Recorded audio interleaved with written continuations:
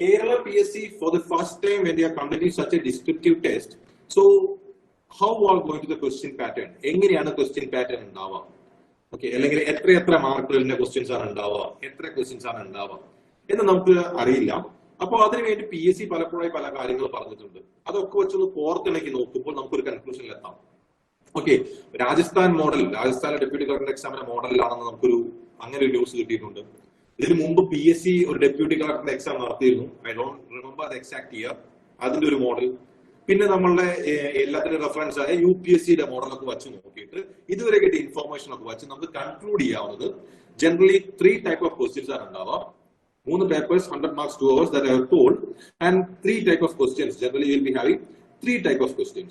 3 type of questions in the sense 2 markers, 5 markers and 10 markers. അതായത് 2 മാർക്കിന്റെ ചോദ്യങ്ങൾ ഉണ്ടാവും, 5 മാർക്കിന്റെ ചോദ്യങ്ങൾ ഉണ്ടാവും, 10 മാർക്കിന്റെ ചോദ്യങ്ങൾ ഉണ്ടാവും. അപ്പോ ഈ 3 ടൈപ്പ് ആവാനാണ് സാധ്യത. ഓക്കെ, നമുക്ക് 100% ഉറപ്പെപ്പോഴും പറയാൻ പറ്റില്ല. But most probably it will be 2 markers, 5 markers and 10 markers. ഈ രീതിയിലായിരിക്കും ഉണ്ടാവുക. അപ്പോ നമ്മൾ പ്രിപ്പയർ ചെയ്യുമ്പോൾ നമ്മൾ ഈ രീതിയിൽ വേണം പ്രിപ്പയർ ചെയ്യാൻ. ഒരു 2 മാർക്ക് ക്വസ്റ്റ്യൻ എങ്ങനെ എഴുതണം, 5 മാർക്ക് ക്വസ്റ്റ്യൻ എങ്ങനെ എഴുതണം, 10 മാർക്ക് ക്വസ്റ്റ്യൻ എങ്ങനെ എഴുതണം എന്നുള്ള രീതിയിൽ വേണം നമ്മൾ പ്രിപ്പയർ ചെയ്യാൻ. And we are hardly having എത്ര മാസം ഉണ്ട് എക്സാമിന്? ഒരു 2.5 months എന്ന രീതിയിൽ നമുക്ക് കണക്കൂട്ടി കഴിഞ്ഞാൽ നമുക്ക് കംപ്ലീറ്റ് സിലബസ് ഇങ്ങനെ വായിച്ച് എക്സ്പ്ലെയിൻ ചെയ്ത് എടുത്തു പോകാൻ സമയം ഉണ്ടാവില്ല. അപ്പൊ നമ്മൾ എന്ത് വെച്ച് കഴിഞ്ഞാൽ നമ്മൾ ആ സിലബസിനെ മുഴുവൻ നമ്മൾ ചുരുക്കി 2 മാർക്ക്, 5 മാർക്ക്, 10 മാർക്ക് ക്വസ്റ്റ്യൻസ് ആക്കി മാറ്റി അതിന് നമ്മൾ ഡിസ്കസ് ചെയ്യും. എങ്ങനെ ആ ഒരു ക്വസ്റ്റ്യൻ വന്നു കഴിഞ്ഞാൽ അതെങ്ങനെ എഴുതാം എന്ന്. അങ്ങനെ ഓരോ ക്വസ്റ്റ്യൻസ് ആയി പോകുമ്പോൾ ഇവൻച്വലി നിങ്ങളുടെ സിലബസും കംപ്ലീറ്റ് ആവും. അപ്പൊ അതാണ് നമ്മൾ ഈ പ്രോഗ്രാം കൊണ്ട് ഉദ്ദേശിക്കുന്നത്. So that's how we are going to approach this program. So as I told, we will be having 2 markers, 5 markers and 10 markers. And KS നെ പറ്റി മറ്റൊരു ചിന്ത ഉള്ളത്, നിങ്ങളിലെ എത്ര പേരാണ് UPSC ആസ്പിറൻസ് ഉള്ളത്? സിവിൽ സർവീസ് എക്സാമിന് പ്രിപ്പയർ ചെയ്യുന്ന എത്ര പേരുണ്ട്? ആരെങ്കിലും ഉണ്ടോ?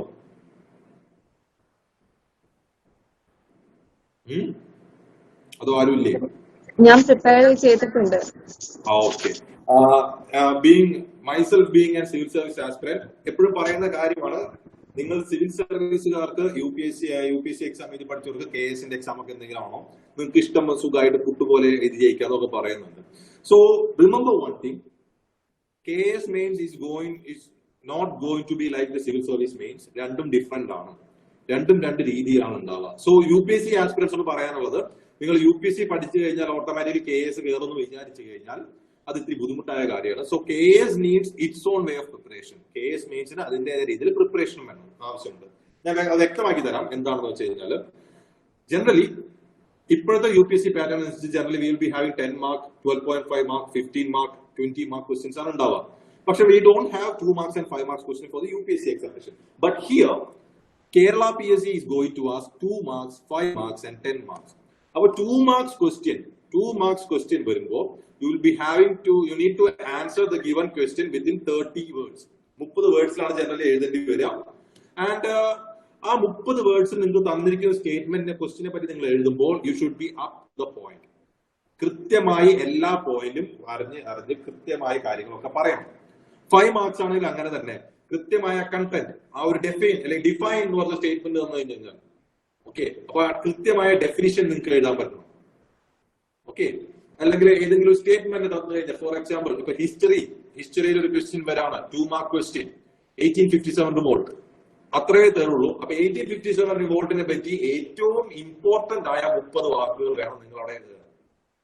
5 മാർക്സിലായാലും 5 മാർക്സ് ജനറലി 50 വേർഡ്സ് ആണ് നമ്മൾ വിശ്വസിക്കുന്നു. സോ അങ്ങനെ ഒരു ക്വസ്റ്റ്യൻ വരുമ്പോൾ ആ 1857 നോൺ കോർപ്പറേഷൻ മൂവ്മെന്റിനെ പറ്റി ഏറ്റവും ഇമ്പോർട്ടന്റ് ആയ 50 വാക്കുകളാണ് നിങ്ങൾ അവിടെ എഴുതുക. So to make it clear, UPSC point of view, you are having analytical questions. നമുക്ക് അനാലിസിസ് ആണ് കൂടുതൽ വരുന്നത്. Okay, analysis means critically analyse, examine, elaborate എന്നൊക്കെ പറഞ്ഞാണ് വരിക. പക്ഷെ KSന് you will be having content based questions and you will be also having analysis questions. So നമുക്ക് 2 marks 5 മാർക്സിലൊന്നും analysis ക്വസ്റ്റ്യനെ പറ്റി നമുക്ക് എക്സ്പെക്ട് ചെയ്യാൻ പറ്റില്ല. അനാലിസിസ് ക്വസ്റ്റ്യൻ എന്ന് പറഞ്ഞാൽ നമുക്ക് ഉണ്ടായ ഒരു സംഭവത്തിനെ പറ്റി നമ്മളുടെ ഒരു അനാലിസിസ്, അതിനെ എക്സാമിൻ ചെയ്യുക, അതിനെ ക്രിറ്റിസൈസ് ചെയ്യുക, അതിനെ അനലൈസ് ചെയ്യുക എന്നൊക്കെ പറഞ്ഞു തരും. ഓക്കെ, ഇപ്പൊ ഡ്രാഫ്റ്റ് EIA നമ്മൾ ഒരുപാട് പ്രൊട്ടസ്റ്റ് ഒക്കെ കണ്ടിരുന്നു. Environment impact assessment draft bill ഇറങ്ങിയപ്പോൾ നമ്മൾ ഒരുപാട് പ്രൊട്ടസ്റ്റ് ഒക്കെ കണ്ടിരുന്നു. സോ എന്താണ് ഡ്രാഫ്റ്റ് EIA അല്ലെങ്കിൽ എന്താണ് EIA, വാട്ട് ഈസ് EIA എന്നായിരിക്കും 5 മാർക്കിൽ ചോദിക്കുക. 5 മാർക്കിൽ ക്വസ്റ്റ്യൻ വരിക. 10 മാർക്കിൽ എങ്ങനെയായിരിക്കും, what are reviews or critically analyse the draft EIA, അതായത് ഡ്രാഫ്റ്റ് EIA പറ്റിയുള്ള നിങ്ങളുടെ അനാലിസിസ് എന്താണ്, അതായിരിക്കും 10 മാർക്ക് വരിക. സോ അതാണ് difference. So 2 to 5 it will be completely content oriented and 10 marks it will be generally analysis oriented. So KS means is going to be an exam which is having content model exam questions and analysis model questions. So നിങ്ങൾ എല്ലാത്തിന്റെയും കണ്ടന്റും പഠിക്കണം, അതിനൊരു analysis നടത്തി വെക്കണം, എന്നാൽ മാത്രമേ നിങ്ങൾക്ക് എഴുതാൻ പറ്റുള്ളൂ. And remember you have enough time. നിങ്ങൾക്ക് എഴുതാനായിട്ട് ഇഷ്ടം പോലെ സമയമുണ്ട്. കാരണം 2 മണിക്കൂറിൽ 100 മാർക്കിന്റെ ക്വസ്റ്റ്യൻ ആണ്. So you have the time to think. നിങ്ങൾ ചിന്തിച്ചെഴുതാനുള്ള സമയമുണ്ട്, പക്ഷേ ചിന്തിക്കാനുള്ള കണ്ടന്റ് നിങ്ങൾ പഠിച്ചു വെക്കണം. അതാണ് KS മെയിൻസിന് വേണ്ട ഏറ്റവും ഇമ്പോർട്ടന്റ് ആയ ഫസ്റ്റ് തിങ്. ഓക്കെ, ഞാൻ പറയുന്നത് ക്ലിയർ ആവുന്നുണ്ടോ?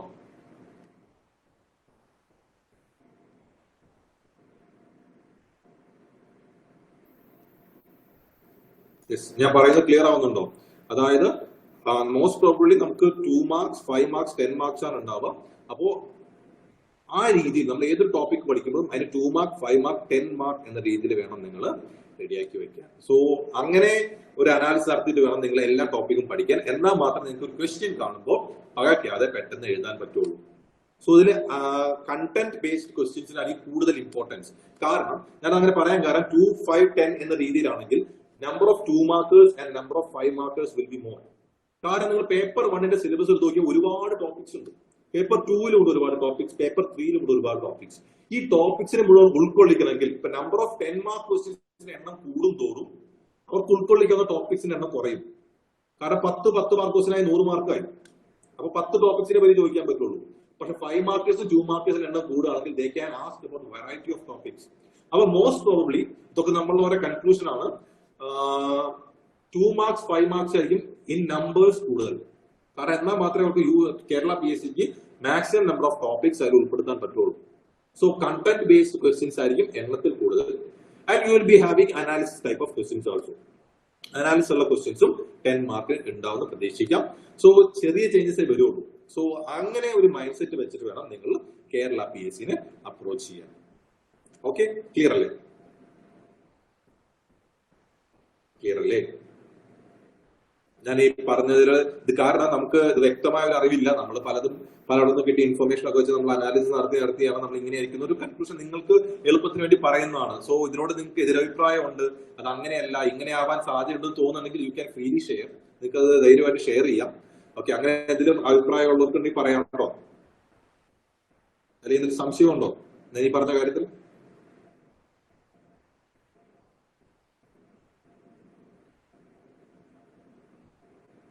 ഓക്കെ, സോ ആർക്കും സംശയമൊന്നും ഇല്ല എന്ന് വിചാരിക്കുന്നു. So will continue. Okay, so ജോഗ്രഫിയിലേക്ക് പോകുന്നതിന് മുമ്പ്, ജോഗ്രഫി ടോപ്പിക്സിലേക്ക് കടക്കുന്നതിന് മുമ്പ് കുറച്ച് കാര്യങ്ങൾ പറഞ്ഞിട്ട് ഒരു മെയിൻസ് ആൻസർ റൈറ്റിംഗ് ഇതിൽ പലർക്കും പുതിയതായ ഒരു അനുഭവമായിരിക്കും. ഡിസ്ക്രിപ്റ്റീവ് ടെസ്റ്റ് നമ്മൾ കോളേജ് സ്കൂളിൽ എഴുതിയ പോലെയല്ല, ഒരു കോമ്പറ്റേറ്റീവ് എക്സാമിന് ഡിസ്ക്രിപ്റ്റീവ് ടെസ്റ്റ് എന്നുള്ളത് എല്ലാവർക്കും ഒരു മിക്കവർക്കും ഒരു പുതുമയുള്ള കാര്യമായിരിക്കും. സോ അത് എങ്ങനെയാണ്, അതിൽ ചില കാര്യങ്ങളൊക്കെ നമ്മൾ ശ്രദ്ധിക്കേണ്ടതുണ്ട്. അതെങ്ങനെയാണെന്ന് ഞങ്ങൾ പറഞ്ഞിട്ട് അതിനുശേഷം നമുക്ക് ജോഗ്രഫിയിലേക്ക് നീങ്ങാം. Okay, so I will be sharing the screen once more.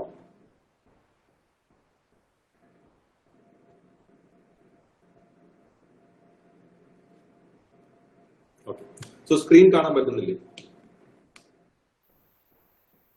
ആരെങ്കിലും അൺമ്യൂട്ട് ചെയ്ത് പറയുമ്പോൾ കാണാൻ പറ്റുന്നുണ്ടോ?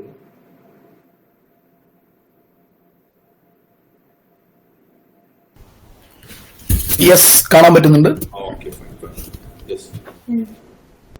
സോ നിങ്ങൾ കേസ് മെയിൻസ് അല്ലെങ്കിൽ ഡിസ്ക്രിപ്റ്റീവ് ടെസ്റ്റ് എഴുതുമ്പോൾ നിങ്ങൾക്ക് ഒരുപാട് കീവേഡ്സുമായിട്ട് പരിചയപ്പെടേണ്ടി വരും. അപ്പൊ അത് ഓരോ കീവേഡ്സിനും നമുക്ക് ഒരേപോലെ അല്ല ആൻസർ എഴുതുന്നത്. ഇപ്പോ ഈ പറഞ്ഞ ഞാൻ നേരത്തെ പറഞ്ഞ കണ്ടന്റ് പാർട്ടിൽ, അതായത് 2 മാർക്ക് 5 മാർക്കിന്റെ പാർട്ടിൽ അതിൽ എന്ത് ചോദിക്കുന്നു അതിനെ പറ്റി അറിയുന്ന എഴുതി വെക്കാം. ഫോർ എക്സാമ്പിൾ ഇപ്പൊ റാണി ലക്ഷ്മി ഭായ് എന്നായിരിക്കും പറഞ്ഞ ഒരു സ്റ്റേറ്റ്മെന്റ് തരാം. അപ്പൊ റാണി ലക്ഷ്മി ഭായിനെ പറ്റി അറിയാവുന്ന 30 ഇമ്പോർട്ടന്റ് ആയ 3 കാര്യങ്ങൾ. ഝാൻസിയിലെ രാജ്ഞിയായിരുന്നു. അവർ ഏറ്റവും ഝാൻസി റാണി എന്ന പേരാണ് അറിയപ്പെട്ടിരുന്നത്. 1857 റിവോൾട്ടില് അവരുടെ ജാൻസി എന്ന ഭാഗം ഡോക്ടർ ഓഫ് ലാബ്സിന്റെ പേരിൽ ബ്രിട്ടീഷുകാർ എടുത്തപ്പോൾ അതിനെതിരെ പോരാടിയ സ്ത്രീയാണ്. അവര് 1856 വിക്ടർ ഹ്യൂഗ്സിനാൽ കൊല്ലപ്പെടുകയായിരുന്നു. ഇത്ര എഴുതി വെക്കണം. സോ അങ്ങനത്തെ കാര്യങ്ങൾ അത് നമുക്ക് ഒന്നും ചെയ്യാനില്ല. കണ്ടന്റ് അറിയാമെങ്കിൽ എഴുതാം, അറിയില്ലെങ്കിൽ എഴുതാനില്ല. That's it. ഓക്കെ, അത് ഡയറക്റ്റ് ആയിരിക്കും. പക്ഷേ 10 മാർക്ക് ക്വസ്റ്റ്യൻസിൽ നമ്മൾ അനാലിസിസ് പാർട്ട് നമ്മൾ എക്സ്പെക്ട് ചെയ്യുന്ന ഭാഗത്ത് കുറച്ച് കാര്യങ്ങൾ ശ്രദ്ധിക്കാനുണ്ട്. അവിടെ ചില ടേംസിനെ പറ്റി നമ്മൾ കൃത്യമായി അറിയേണ്ടിയിരിക്കുന്നു. ഓക്കെ, അപ്പൊ എല്ലാ ടേംസും നമ്മൾ ഒരേപോലെ, ഇപ്പൊ ഡിഫൈൻ, അനലൈസ്, ഓക്കെ, ഇപ്പൊ ഡിഫൈൻ EIA, ഓക്കെ, അല്ലെങ്കിൽ define constitutional amendment bill, analyse constitutional amendment bill, examine constitutional amendment bill, evaluate constitutional amendment bill. So ഓരോ ക്വസ്റ്റ്യനും പല പല കീവേഡ്സ് ആണ്. ഈ പല കീവേഡ്സിന്റെയും ഡിമാൻഡ് പലതാണ്. സോ ആ ഡിമാൻഡിനനുസരിച്ച് ആൻസർ ചെയ്താൽ മാത്രമേ നമുക്ക് വിചാരിക്കുന്ന മാർക്ക് കിട്ടുള്ളൂ. സോ ഓരോ കീവേഡ്സും എന്തൊക്കെയാണ് നമുക്കൊന്ന് ആദ്യം മനസ്സിലാക്കി വെക്കണം. ഓക്കെ, എന്നാൽ മാത്രമേ നമുക്ക് അതിനനുസരിച്ച് ആൻസർ എഴുതാൻ പറ്റുള്ളൂ. ഓക്കെ, സോ ജനറലി വരാൻ സാധ്യതയുള്ള കീവേഡ്സ് ഏതൊക്കെയാന്ന് നോക്കാം. ഒന്ന് ഡിഫൈൻ. ഓക്കെ, ഞാൻ പറയുന്നത് നോട്ട് ചെയ്തിട്ടോളെ. ഓക്കെ, അപ്പൊ ഡിഫൈൻ എന്ന് പറഞ്ഞു കഴിഞ്ഞാൽ എന്താണ് ശരിക്കും ഉദ്ദേശിക്കുന്നത്? ഒരു ക്വസ്റ്റ്യൻ ഡിഫൈൻ ചെയ്യാൻ പറഞ്ഞു കഴിഞ്ഞാൽ, ഒരു ടേം ഡിഫൈൻ ചെയ്യാൻ പറഞ്ഞു കഴിഞ്ഞാൽ എന്താണ്? അതായത് നമ്മൾ അതിനെ വ്യക്തമായ പ്രിസൈസ് ടേംസിൽ അതിന്റെ മീനിങ് പറയാം. വ്യക്തമായ പ്രിസൈസ് ടേംസിൽ അതിന്റെ മീനിങ് പറയാം. ഡിഫൈൻ ലൂണാർ എക്ലിപ്സ് എന്ന് പറഞ്ഞു കഴിഞ്ഞാൽ എന്താണ് ലൂണാർ എക്ലിപ്സ് എന്ന് കൃത്യമായ വാക്കുകൾ ഉദ്ദേശിച്ച് എഴുതാം. ഓക്കെ, അപ്പോൾ എന്താണെന്ന് വെച്ചാൽ ചില വാക്കുകൾക്ക് ചില കാര്യങ്ങൾക്ക് പല ഇന്റർപ്രിട്ടേഷൻ കാണും. ഒന്നിൽ കൂടുതൽ ഇന്റർപ്രിട്ടേഷൻ ഉള്ള സംഭവങ്ങളൊക്കെ ഉണ്ടാവും. ഓക്കെ, സോ അതായത് പല ഇന്റർപ്രിട്ടേഷൻ ഉള്ള സംഭവങ്ങൾ ഉണ്ടാവും. സോ അതിലും നിങ്ങളുടെ ഇന്റർപ്രിട്ടേഷൻ എന്താണെന്ന് കൃത്യമായി എഴുതി വെക്കാം. അതാണ് ഡിഫൈൻ എന്നുള്ളതുകൊണ്ട് ഉദ്ദേശിക്കുന്നത്. നമ്മൾ സ്കൂളിലൊക്കെ എഴുതുന്നത്. രണ്ട്, ഡിസ്ക്രൈബ്. ഓക്കെ, ഡിസ്ക്രൈബ് എന്ന് പറഞ്ഞാൽ to give a detailed explanation, ഒരു ഡീറ്റെയിൽ ആയ എക്സ്പ്ലനേഷൻ കൊടുക്കുക. ഓക്കെ, കുറച്ചുകൂടി നിങ്ങൾ പേടിക്കേണ്ട. ഇതിന് ഓരോന്നിനും എക്സാമ്പിൾസ് ആയിട്ടുള്ള ക്വസ്റ്റ്യൻസ് നമ്മൾ ചെയ്ത് കുറച്ചുകൂടി ഐഡിയ കിട്ടും. പക്ഷേ നമ്മൾ തുടക്കത്തിൽ ഞാനൊന്ന് പറഞ്ഞു വെക്കാം. അപ്പൊ നമ്മൾ ഇനി ക്വസ്റ്റ്യൻസ് ആയിട്ട് കേട്ടോ, നമ്മൾ ഇനി ചെയ്യാൻ പോകുന്നത് explain the four types: ozone, tropopause, mesosphere, atmospheric escape. അപ്പൊ നമ്മളിങ്ങനെ ക്വസ്റ്റ്യൻസ് ആയിട്ട് 5 മാർക്സിന്റെ ക്വസ്റ്റ്യൻസ്, അങ്ങനെ question give a detail account of variation of temperature. അപ്പൊ നമ്മൾ ക്വസ്റ്റ്യൻസ് ആയിട്ടാണ് ചെയ്യാൻ പോകുന്നത്. സോ അത് ചെയ്തു വരുമ്പോൾ നിങ്ങൾക്ക് ഓരോന്നിന്റെ കൃത്യമായ അർത്ഥം കിട്ടും. അപ്പൊ എന്നാലും ഞാൻ അതിന് മുമ്പ് ഒന്ന് പറയാം. Okay, that is meant by describe. Describe means to provide some detailed explanation. അടുത്ത ഡിസ്കസ്. എന്താണ് ഡിസ്കസ് എന്ന് പറഞ്ഞു കഴിഞ്ഞാൽ ചർച്ച ചെയ്യുക. ഓക്കെ, നിങ്ങൾക്ക് തന്നിരുന്ന ഒരു ടോപ്പിക്കിനെ പറ്റി ചർച്ച ചെയ്യുക. അതിന്റെ റീസൺസ്, അതിന്റെ അഡ്വാൻറ്റേജസ്, അതിന്റെ ഡിസഡ്വാൻറ്റേജസ്, ഓക്കെ, അതിന്റെ ഗുണം, അതിന്റെ ദോഷം, രണ്ട് വശവും ചർച്ച ചെയ്യുക. That is the meaning of discuss. Explain. എന്താണ് എക്സ്പ്ലെയിൻ എന്ന് പറഞ്ഞു കഴിഞ്ഞാൽ നമുക്ക് തന്നിരിക്കുന്ന ടോപ്പിക്കിനെ ക്ലാരിഫൈ ചെയ്യുക. അത് വായിക്കുന്ന റീഡറിന് അതെന്താണെന്ന് ക്ലാരിറ്റി നൽകുന്ന രീതിയിൽ എഴുതി വെക്കുക. അതിന് എക്സാമ്പിൾസ് ഉണ്ടെങ്കിൽ എക്സാമ്പിൾസ് എഴുതുക, അല്ലെങ്കിൽ എന്തുകൊണ്ടാണ് സംഭവം അങ്ങനെ നടക്കുന്നത് എന്ന് എഴുതുക. So to clarify a topic we need explain. Elaborate. Elaborate എന്ന് പറഞ്ഞു കഴിഞ്ഞാൽ നമുക്കൊരു സ്റ്റേറ്റ്മെന്റ് തന്നിട്ടുണ്ടാവും. ഓക്കെ, സ്റ്റേറ്റ്മെന്റ് തന്നിട്ടുണ്ടാവും. അതിനിപ്പോ എന്താ എക്സാമ്പിൾ പറയാം? Continental drift theory. Continental drift theory is right in principle but wrong in mechanism.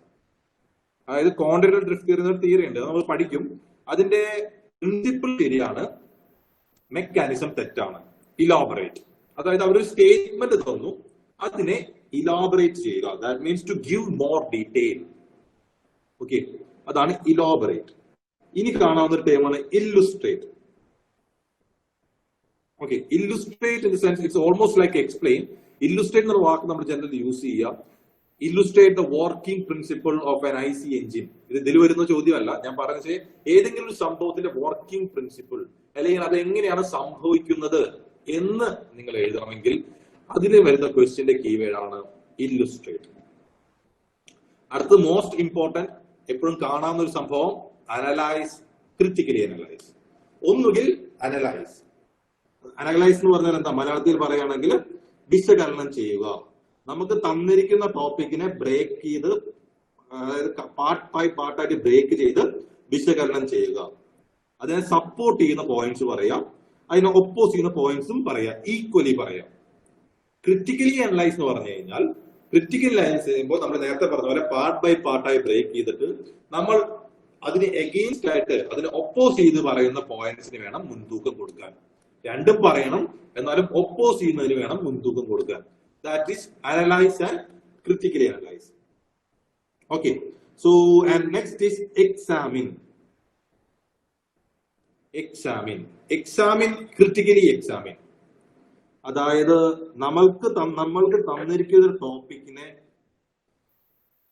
Close ആയിട്ട് നോക്കിയിട്ട് അത് ഡീറ്റെയിൽ ആയിട്ട് പറഞ്ഞിട്ട് അതിന് സറൗണ്ടിങ് ആയിട്ടുള്ള കാര്യങ്ങളെ പറ്റി ഒരു എക്സാമിൻ ചെയ്യുക, അല്ലെങ്കിൽ അതിനെ പറ്റി ഒരു എന്താ പറയാ പരീക്ഷ നടത്തുക എന്നൊക്കെ പറയുന്ന പോലെ ആ സംഭവത്തിനെ പറ്റി കൃത്യമായിട്ട് അതിന്റെ ചുറ്റും നടക്കുന്ന സംഭവത്തെ പറ്റിയും എഴുതുക. അതാണ് എക്സാമിൻ. അതിലും ഈ പറഞ്ഞ പോസിറ്റീവും നെഗറ്റീവ്സും വരണം. ക്രിറ്റിക്കലി എക്സാമിൻ എന്ന് പറയുമ്പോൾ അതിൽ കുറച്ച് നെഗറ്റീവ്സ് കൂടുതൽ കയറി നിൽക്കണം. Okay, next compare.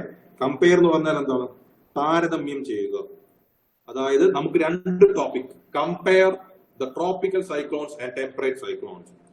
ട്രോപ്പിക്കൽ സൈക്ലോണിനെയും ടെമ്പറേറ്റ് സൈക്ലോണിനെയും താരതമ്യം ചെയ്യുക.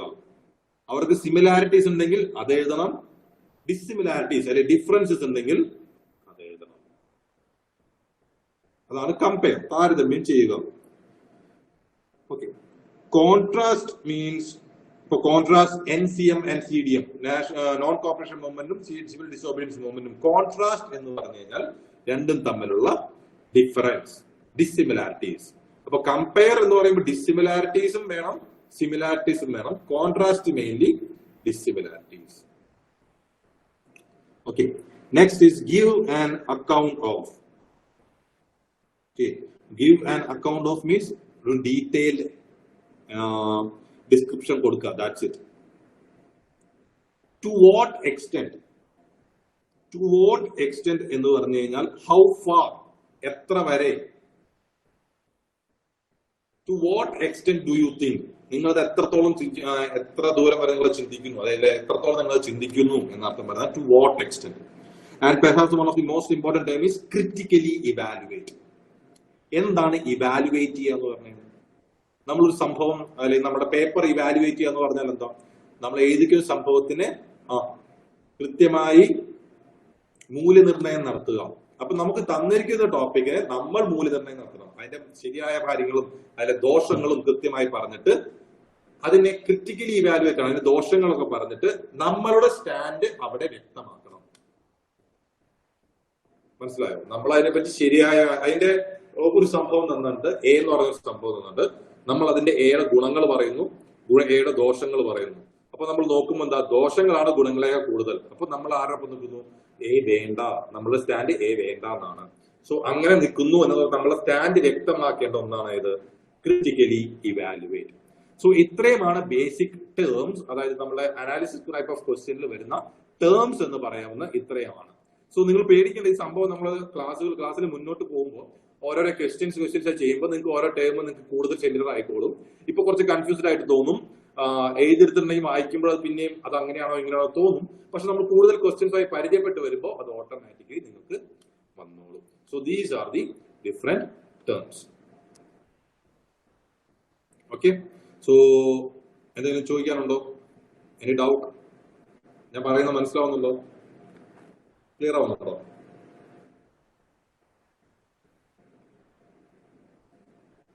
ആർക്കെങ്കിലും ഡൗട്ട് ഉണ്ടോ? ചോദിച്ചോളൂ.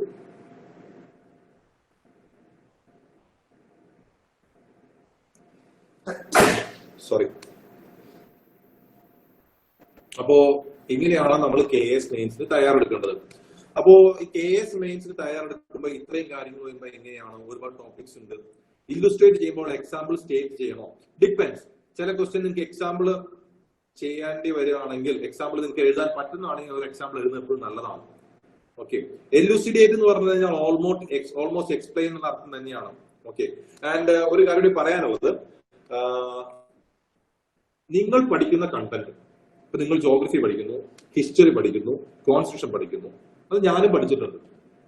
അല്ലെങ്കിൽ KS മെയിൻസ് എഴുതാൻ വരുന്ന സീരിയസ് ആയിട്ടുള്ള എല്ലാവരും പഠിച്ചിട്ടുണ്ട്. ഓക്കെ, സോ നിങ്ങൾ എത്ര പഠിക്കുന്നു എന്നുള്ളത് ഇമ്പോർട്ടന്റ് കാര്യം തന്നെ. പക്ഷെ നിങ്ങൾ പഠിച്ച കാര്യം എങ്ങനെ പേപ്പറിൽ പ്രസന്റ് ചെയ്യുന്നു എന്നുള്ളത് അതിലും ഇമ്പോർട്ടന്റ് ആയ കാര്യമാണ്. ഓക്കെ, നമ്മൾ പഠിച്ച കാര്യം എത്ര ഭംഗിയായി പേപ്പറിൽ പ്രസന്റ് ചെയ്യുന്നു. ആ പേപ്പർ ഇവാലുവേറ്റ് ചെയ്യുന്ന ആൾക്ക് മറ്റേ OMR പോലെ മെഷീൻ അല്ല, അല്ലെങ്കിൽ വെറുതെ ടിക്കറ്റ് പോലല്ല, അത് പേപ്പർ അത് വായിക്കുന്ന ആൾക്ക് എത്ര ഭംഗിയിൽ ആ ഐഡിയ നമുക്ക് കൺവേ ചെയ്യാൻ പറ്റിയിട്ടുണ്ട്, അതും വളരെ പ്രധാനപ്പെട്ട ഒരു കാര്യമാണ്. ഓക്കെ, അതും വളരെ പ്രധാനപ്പെട്ട ഒരു കാര്യമാണ്. ഓക്കെ, സോ അപ്പോൾ നമ്മളോട് ഇങ്ങനെ പറയാണ് 2 മാർക്ക് ക്വസ്റ്റ്യൻ ഇന്ത്യയുടെ ഐലൻഡ്സിനെ പറ്റി, ഐലൻഡ്സ് ഓഫ് ഇന്ത്യ, അതാണ് 5 മാർക്ക് ക്വസ്റ്റ്യൻ. ഓക്കെ, ഇന്ത്യയുടെ ഐലൻഡ്സ് 5 മാർക്ക് ക്വസ്റ്റ്യൻ വന്നു വിചാരിക്കും. അപ്പൊ നമ്മളത് ആൻസർ എങ്ങനെ എഴുതും? ഞാൻ എക്സാമ്പിൾ കാണിച്ചു തരാം. ഞാൻ സ്ക്രീൻ ഷെയർ ചെയ്യണേ.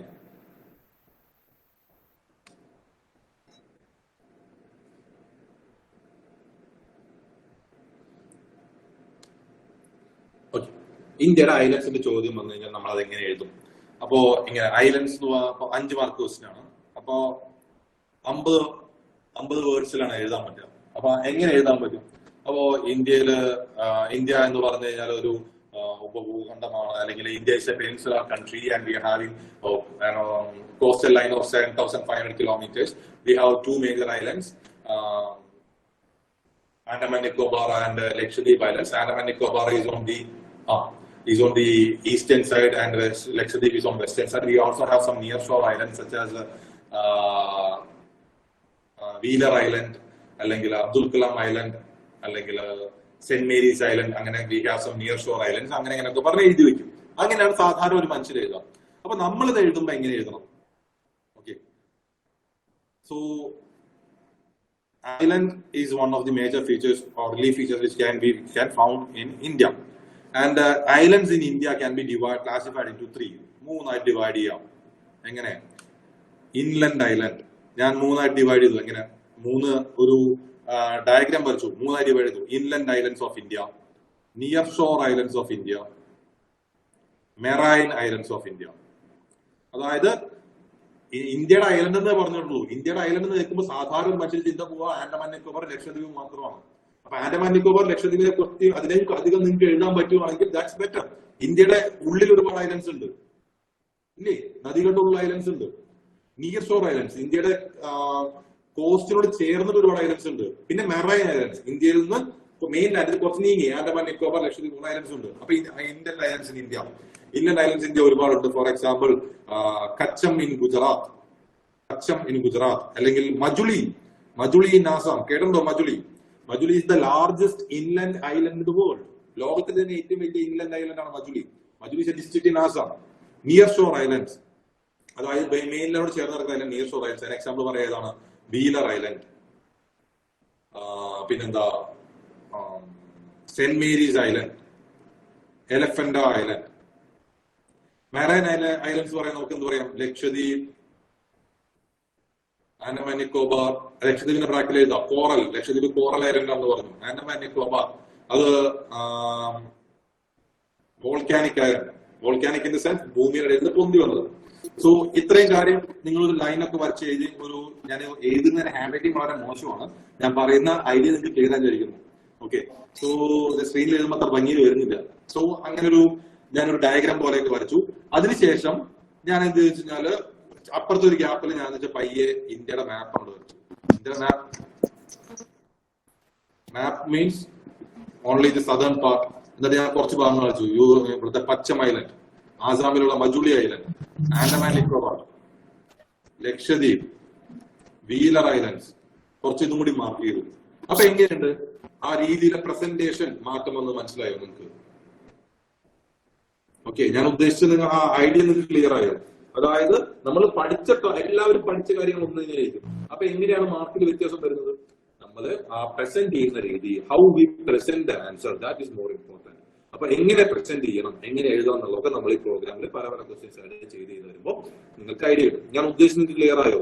ഒരു സാധാരണ മനുഷ്യൻ നമ്മൾ 5 മാർക്ക് എസ് എഴുതി വയ്ക്കുന്നതും ഇപ്പുറത്ത് ഞാനൊരു ഫ്ലോ ചാർട്ട് വരച്ച് ഒരു മാപ്പ് വരച്ച് അതൊക്കെ റെപ്രസെന്റ് ചെയ്ത് കാണിച്ചതും രണ്ടും വായിക്കുന്ന ആൾക്ക് കിട്ടുന്ന ഒരു ഐഡിയ വ്യത്യാസം. രണ്ടും പറയുന്ന കാര്യങ്ങൾ ഒന്ന് തന്നെയായിരിക്കും, പക്ഷെ രണ്ടിലെയും പ്രസന്റേഷൻ രീതി, പെട്ടെന്ന് മനസ്സിലാക്കാവുന്ന രീതി, ആ പേപ്പർ കാണുമ്പോൾ തന്നെ ഇതിന്റെ 3 ഡിവൈഡ് ചെയ്തിട്ട് പെട്ടെന്ന് മനസ്സിലാവും. അപ്പൊ ടിക്കിട്ട് മാർക്ക് അവിടെ കൂടുതൽ വീഴും.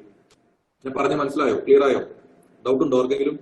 അപ്പൊ അങ്ങനെ ഏത് രീതിയിൽ പ്രസന്റ് ചെയ്യണം എന്നുള്ളതൊക്കെ നമ്മൾ ഈ പ്രോഗ്രാമിൽ വ്യക്തമായിട്ട് നിങ്ങൾക്ക് പറഞ്ഞു തരും. Okay, so it's not only about learning. ഒരുപാട് കാര്യങ്ങൾ പഠിക്കുന്നതിലല്ല, പഠിക്കണം ഓഫ് കോഴ്സ്. അത് പഠിച്ചിട്ട് അത് പ്രസന്റ് ചെയ്യുന്ന രീതി, എങ്ങനെ പ്രസന്റ് ചെയ്യണം, മനസ്സിലായോ? അതിപ്പോ നമ്മൾ എക്സാമ്പിൾ പറയുകയാണെങ്കിൽ ഇപ്പൊ സിനിമയിൽ പോയി കഴിഞ്ഞാൽ സ്ക്രിപ്റ്റ് തന്നു കഴിഞ്ഞാൽ മമ്മൂട്ടിക്കും എനിക്കും ഒരേപോലെ പഠിക്കാൻ പറ്റും. പക്ഷെ മമ്മൂട്ടി ചെയ്യുന്ന പോലെ എനിക്ക് ചെയ്യാൻ പറ്റും. അതുകൊണ്ടല്ലേ മമ്മൂട്ടി വലിയ നടനായത്. അപ്പൊ അതേപോലെ നിങ്ങളത് പ്രസന്റ് ചെയ്യുന്ന രീതി, how you present, that's the most important thing here. Clear ആയോ? നിങ്ങൾ റെസ്പോൺസിൽ അതിരിക്കില്ല. ആരെങ്കിലും ഒന്ന് റെസ്പോണ്ട് ചെയ്താലേ നമുക്ക് ഞാൻ ഈ പറയുന്നത് കേൾക്കുന്നുണ്ട്, നിങ്ങൾക്ക് മനസ്സിലാവുന്നുണ്ടെന്നൊക്കെ എനിക്ക് അറിയണ്ടേ.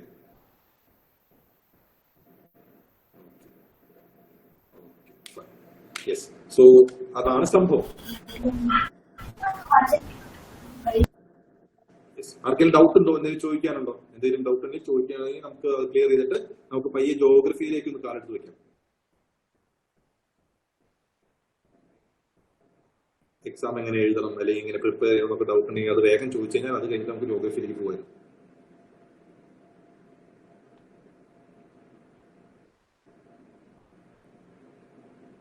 ആർക്കും ഡൗട്ടൊന്നുമില്ല?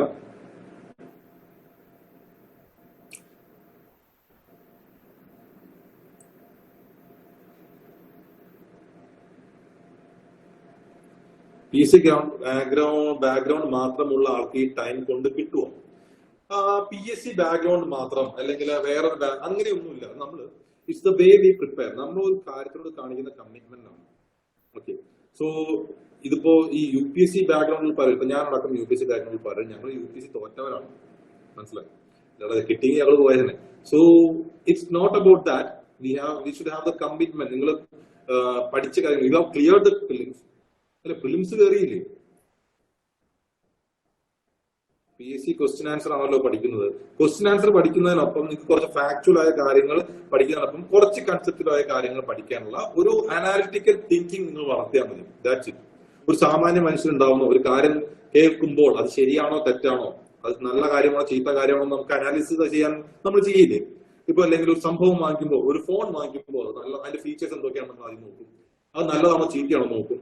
നമ്മുടെ ആവശ്യത്തിന് അത് പറ്റുമോ നോക്കും, അല്ലെ? അതിന്റെ സൈസ്, സ്ക്രീൻ സൈസ് വലുതാണോ ചെറുതാണോ, എനിക്ക് ജസ്റ്റ് കോളിംഗ് പർപ്പസ് ഉള്ളൂ, അപ്പൊ ഇത്ര വില കൊടുത്ത് ഞാൻ അത് വാങ്ങിക്കേണ്ട ആവശ്യമുണ്ടോ, അങ്ങനെ ഒരുപാട് കാര്യങ്ങൾ നോക്കും.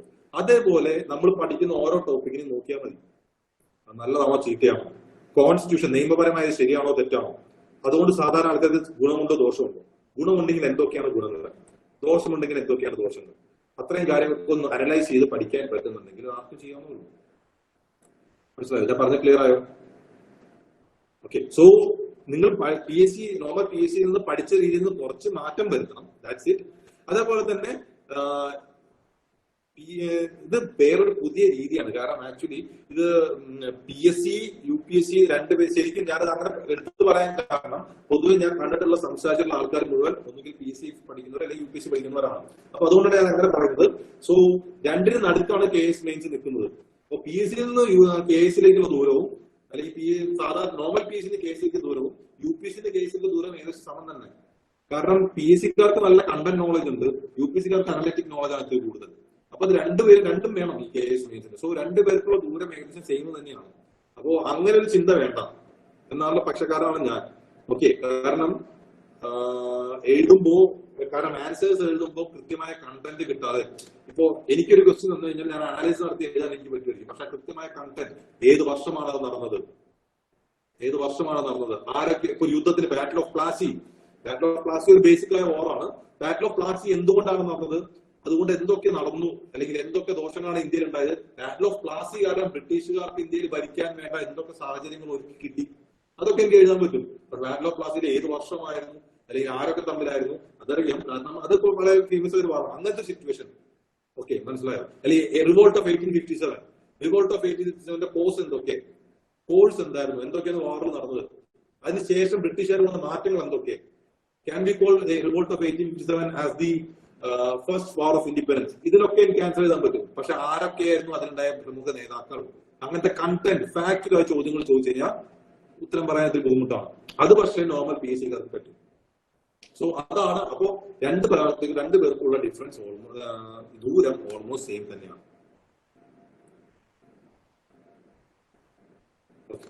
സോ ഒരു സെക്കൻഡ്, ആരെന്തോ ചോദിക്കുന്നുണ്ട് ഞാൻ ഇവിടെ.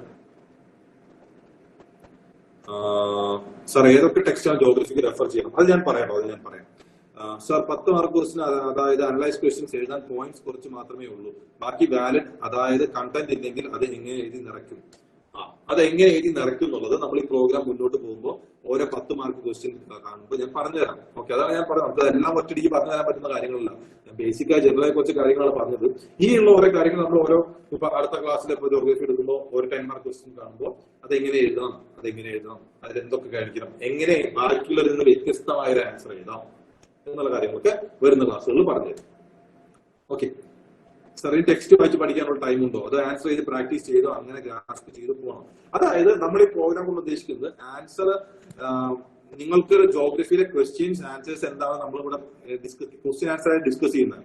അപ്പൊ അതിൽ ഓട്ടോമാറ്റിക്കലി കണ്ടന്റും വരുന്നുണ്ട്. പക്ഷെ ടെക്സ്റ്റുകൾ വായിച്ച് മനസ്സിലാക്കേണ്ടത് ആരുടെ ഉത്തരവാദിത്തമാണ്? നിങ്ങളുടെ ഉത്തരവാദിത്തമാണ്. ഇപ്പൊ നിങ്ങൾ വർക്ക് ചെയ്യുന്നവരാണ്, അല്ലെങ്കിൽ കംപ്ലീറ്റ്ലി കേസിന് വേണ്ടി കമ്മിറ്റഡ് ആയിരിക്കുന്നവരാണെങ്കിൽ it depends on your time. So within less time answer writing practice ചെയ്യുന്നതാണ് better. I prefer to go for both. രണ്ടും വേണം. ഡെയിലി നിങ്ങളൊരു 3 ആൻസർ ക്വസ്റ്റ്യൻ, ഇപ്പൊ നമുക്ക് ഓൾറെഡി എത്ര ദിവസം ഉണ്ട്? ഇതിപ്പോ ടുഡേ ഈസ് September 7, അപ്പോ October 7, November 7, we have almost 2 months, 2.5 months. Okay, 2.5 months താഴെ, അതായത് ഒരു 75 ദിവസം ഉണ്ടെന്ന് വിചാരിക്കാം.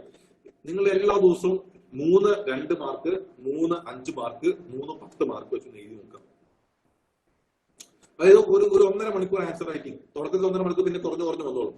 അത് എഴുതി നോക്കുക. കുറച്ച് കണ്ടന്റ് അതും വായിക്കുക. രണ്ടും ഒരേപോലെ കൊണ്ടുപോകണമെന്നാണ് എനിക്ക് തോന്നുന്നത്. അതായിരിക്കും നല്ലത്.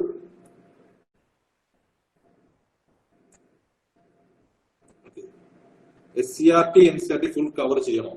ഏറ്റവും ബെസ്റ്റ് NCERT കവർ ചെയ്യണം. ഇപ്പൊ ജോഗ്രഫിയുടെ കേസ് പറയുകയാണെങ്കിൽ NCERT class 11th and 12th വളരെ വളരെ ഇമ്പോർട്ടന്റ് ആണ്. ഇപ്പൊ മോഡേൺ ഇന്ത്യ പഠിക്കുന്ന NCERT 8th and 10th നല്ലതാണ്. സോ അങ്ങനെ NCERT വായിക്കുന്നതാണ് ഏറ്റവും ബെസ്റ്റ്. പിന്നെ കേരള ജോഗ്രഫി, കേരള ഹിസ്റ്ററി ഒക്കെ പഠിക്കുമ്പോൾ അതിനും നമ്മുടെ SCERT ബുക്സ് വായിക്കുന്നത് നല്ലതാണ്. സോ ഏറ്റവും ബേസിക് ആയ, ഏറ്റവും ഒത്തന്റിക് ആയ ടെക്സ്റ്റ് ബുക്സ് SCERTs ആണ്. ഓക്കെ, ബാക്കിയുള്ളവരൊക്കെ നമുക്ക് അത്ര ഒത്തന്റിസിറ്റി പറയാൻ പറ്റില്ല. യെസ്, ഐ ഹോപ്പ് ഞാൻ പറഞ്ഞ കാര്യങ്ങൾ നിങ്ങൾക്ക് മനസ്സിലാവുന്നുണ്ട്, വ്യക്തമാവുന്നുണ്ടെന്ന് വിചാരിക്കുന്നു. ഓക്കെ, സോ യെസ്, സോ നമുക്ക് പയ്യെ ജോഗ്രഫിയിലേക്ക് നീങ്ങാം. നീ കൂടെ വേറെ ചോദ്യമൊന്നുമില്ലല്ലോ? ഓക്കെ, നമുക്ക് നോക്കാം. ഞാൻ വീണ്ടും പറയാണ്, ഞാൻ സ്ക്രീൻ ഷെയർ ചെയ്യുമ്പോൾ ഡൗട്ട് ഉണ്ടെങ്കിൽ അൺമ്യൂട്ട് ചെയ്ത് ചോദിക്കാം. ഓക്കെ, അല്ലാതെ നിങ്ങൾ ചാറ്റ് ബോക്സിൽ ഞാൻ സ്ക്രീൻ ഷെയർ ചെയ്യുമ്പോൾ എനിക്ക് കാണാൻ പറ്റില്ല. കാരണം ഞാൻ ഈ ഗൂഗിൾ മീറ്റിന്റെ സ്ക്രീൻ മാറി നേരെ എന്റെ ഡിവൈസിന്റെ സ്ക്രീനിലേക്കാണ് പോകുന്നത്. സോ അപ്പൊ എനിക്കത് കാണാൻ പറ്റില്ല. സോ അങ്ങനെയുള്ളപ്പോൾ നിങ്ങളൊന്ന് ചോദിക്കുക, അൺമ്യൂട്ട് ചെയ്ത് ചോദിക്കുക. അപ്പൊ തന്നെ സ്റ്റോപ്പ് ചെയ്ത് ചോദിച്ചോളൂ. It's not a problem. Okay, I'm sharing the screen.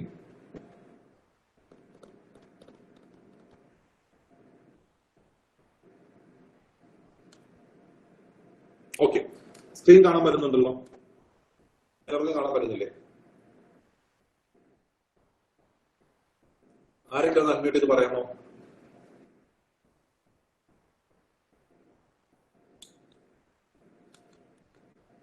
Hello, screen കാണാൻ പറ്റുന്നുണ്ടോ? ഒന്ന് അൺമ്യൂട്ട് ചെയ്ത്. കാണാൻ പറ്റുന്നുണ്ട് സാർ. അപ്പോ ഇത് ഞാൻ പറഞ്ഞു, പേപ്പർ 3യിലാണ് ജോഗ്രഫി വരുന്നത്. പേപ്പർ 3യിലെ ജോഗ്രഫിയുടെ സിലബസ് ആണ്, KS സിലബസ് ആണ് ഞാൻ എഴുതിയിരിക്കുന്നത്. ഓക്കെ, ടേംസ് നോക്കിക്കോളൂ. General geography, solar system, motion of earth, concept of time, അതായത് സമയം, നമ്മുടെ international date line, time line എന്നൊക്കെ പറയുന്നത്, seasons, internal structure of earth, എർത്തിന് ഇന്റീരിയർ, ക്രസ്റ്റ്, മാന്റിൽ, കോർ, അതിനുള്ളിലെ മെക്കാനിക്കൽ ഡിസ്കണ്ടിന്യൂറ്റീസ്, അങ്ങനത്തെ കുറച്ച് കാര്യങ്ങളുണ്ട്. Major land forms and other features, major land forms, mountains, plateaus, plains, atmosphere, structure and composition. എന്താണ് atmosphere structure? പല layers ഉണ്ടെന്ന് നമുക്കറിയാം. കോമ്പോസിഷൻ, ഇതൊക്കെ gases. Elements and factors of climate, കാലാവസ്ഥയെ ബാധിക്കുന്ന കാര്യങ്ങൾ എന്തൊക്കെ. എയർ മാസസ്, ഫ്രണ്ട്സ്, അതിന്റെ മലയാളം എനിക്ക് പറയാറിയില്ല. സോ അതെന്താണെന്ന് ഞാൻ പറഞ്ഞുതരാം. സോ അതിന്റെ എക്സാക്ട് മലയാളം വേർഡ് എനിക്കറിയില്ല. ഓക്കെ, അറ്റ്മോസ്ഫിയറിക് ഡിസ്റ്റർബൻസസ്, അതായത് അന്തരീക്ഷത്തിൽ ഉണ്ടാവുന്ന ഡിസ്റ്റർബൻസസ് എന്നൊക്കെ. ഓഷ്യൻസുമായി ബന്ധപ്പെട്ട് physical, chemical and biological characteristics. Physical features of ocean, നമ്മൾക്ക് അറിയാം കടലിനടിയിൽ ഒരുപാട് മൗണ്ടെയിൻസ് ഉണ്ട്, വോൾക്കാനോസ് ഉണ്ട്, മറ്റു പല ഫീച്ചേഴ്സ് എന്ന് പറഞ്ഞു. അതെന്തൊക്കെ. കെമിക്കൽ, അതായത് ഓഷ്യൻ വാട്ടറിന്റെ സലാനിറ്റി, ഓഷ്യൻ വാട്ടറിന്റെ ടെമ്പറേച്ചർ, ഓഷ്യൻ വാട്ടറിന്റെ ബാക്കിയുള്ള കോൺസ്റ്റിറ്റ്യൂന്റ് ഫീച്ചേഴ്സ്. അതാണ് കെമിക്കൽ.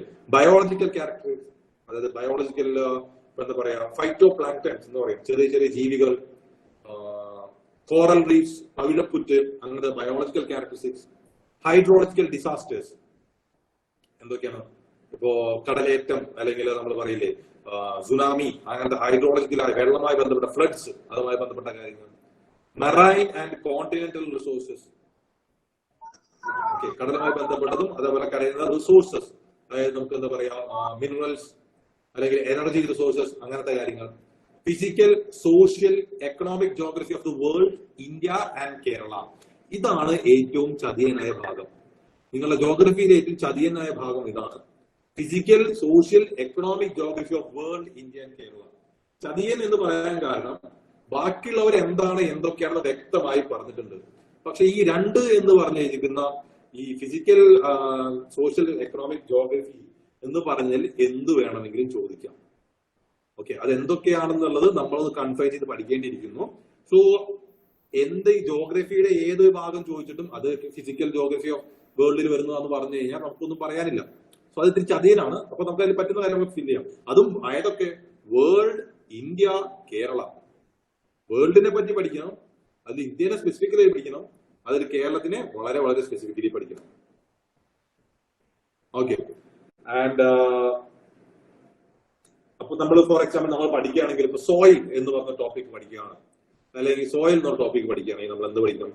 വേൾഡിലെ സോയിൽ ഡിസ്ട്രിബ്യൂഷൻ എന്തൊക്കെയാണെന്ന് ഒരു ബേസിക് ഐഡിയ വേണം. അല്ലെങ്കിൽ വെജിറ്റേഷൻ, മരങ്ങൾ അങ്ങനെയൊക്കെ പറയില്ലേ, വെജിറ്റേഷൻ, ട്രോപ്പിക്കൽ ഡെസിഡസ്, എവർഗ്രീൻ, അല്ലെങ്കിൽ തോണി, അങ്ങനത്തെ വെജിറ്റേഷൻ പഠിക്കുകയാണെന്ന് വിചാരിക്കുക. വേൾഡിലെ വെജിറ്റേഷൻ എങ്ങനെയാണ് ഡിസ്ട്രിബ്യൂട്ട് ചെയ്തതെന്ന് പഠിക്കണം. ഇന്ത്യയിൽ എങ്ങനെയാണെന്ന് പഠിക്കണം, കേരളത്തിൽ എങ്ങനെയാണെന്ന് പഠിക്കണം.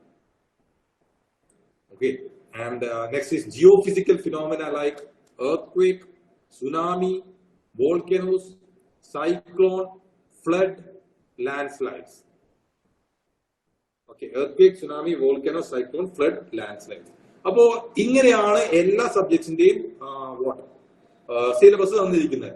അപ്പൊ നമ്മളിത് മുഴുവൻ കാണാതെ പഠിച്ച് അല്ലെങ്കിൽ ഇതിനെ പറ്റിയുള്ള കാര്യങ്ങളൊക്കെ പഠിച്ച് പരീക്ഷ എഴുതുമ്പോ ഇതില് ചോദ്യം വരാൻ കൂടുതൽ സാധ്യതയുള്ള സ്ഥലങ്ങൾ ഒന്ന് നേരത്തെ അറിയാൻ പറ്റിയ നമ്മളത് കൂടുതൽ പഠിക്കില്ലേ. അപ്പൊ എങ്ങനെ നമുക്ക് അറിയാൻ പറ്റും? ഓക്കെ, ചില കാര്യങ്ങൾ ശ്രദ്ധിക്കാം. ഓക്കെ, ലാൻഡ് സ്ലൈഡ് കഴിഞ്ഞ വർഷം വളരെ കാര്യമായി കേരളത്തിൽ സംഭവിച്ച് നമുക്ക് ഒരുപാട് നഷ്ടങ്ങൾ വന്നതാണ്. ന്യൂസിൽ ഒരുപാട് ഉണ്ടായിരുന്നതാണ്. അപ്പൊ അതുകൊണ്ടൊരു ചോദ്യം ഉണ്ടാകാൻ സാധ്യതയില്ലേ? സൈക്ലോൺ സിമിലർലി ഉണ്ടായിരുന്ന ഒരു സംഭവമാണ്, അതിനെപ്പറ്റി ചോദ്യം വരാൻ സാധ്യതയില്ലേ? അപ്പൊ അങ്ങനത്തെ ചില ചില കാര്യങ്ങൾ ജോഗ്രഫിയിൽ നമുക്ക് അങ്ങനെ ജസ്റ്റ് കുറച്ച് കുറവാണെങ്കിലും ബാക്കിയുള്ള സബ്ജക്ട്സിൽ ഒരുപാട് പോസിബിലിറ്റി ഉണ്ട് അങ്ങനെ നമുക്ക് മനസ്സിലാക്കാനായിട്ട്. ഓക്കെ, സോ റീസെന്റ് നടന്ന കാര്യങ്ങൾ ഇപ്പോ എക്കണോമി ആൻഡ് പ്ലാനിങ്ങില് ഇപ്പൊ നമ്മുടെ രാജ്യം ഒരുപാട് ഡിസ്ഇൻവെസ്റ്റ്മെന്റ് നടന്നുകൊണ്ടിരിക്കുകയാണ്. എന്താ ഡിസ്ഇൻവെസ്റ്റ്മെന്റ്? നമ്മുടെ ഗവൺമെന്റ് ഷെയറുകൾ വിറ്റ് കൊടുത്തുകൊണ്ടിരിക്കുകയാണ് പ്രൈവറ്റ് കമ്പനി. അപ്പൊ അതിനെ പറ്റിയൊരു ചോദ്യം വന്നേക്കാം.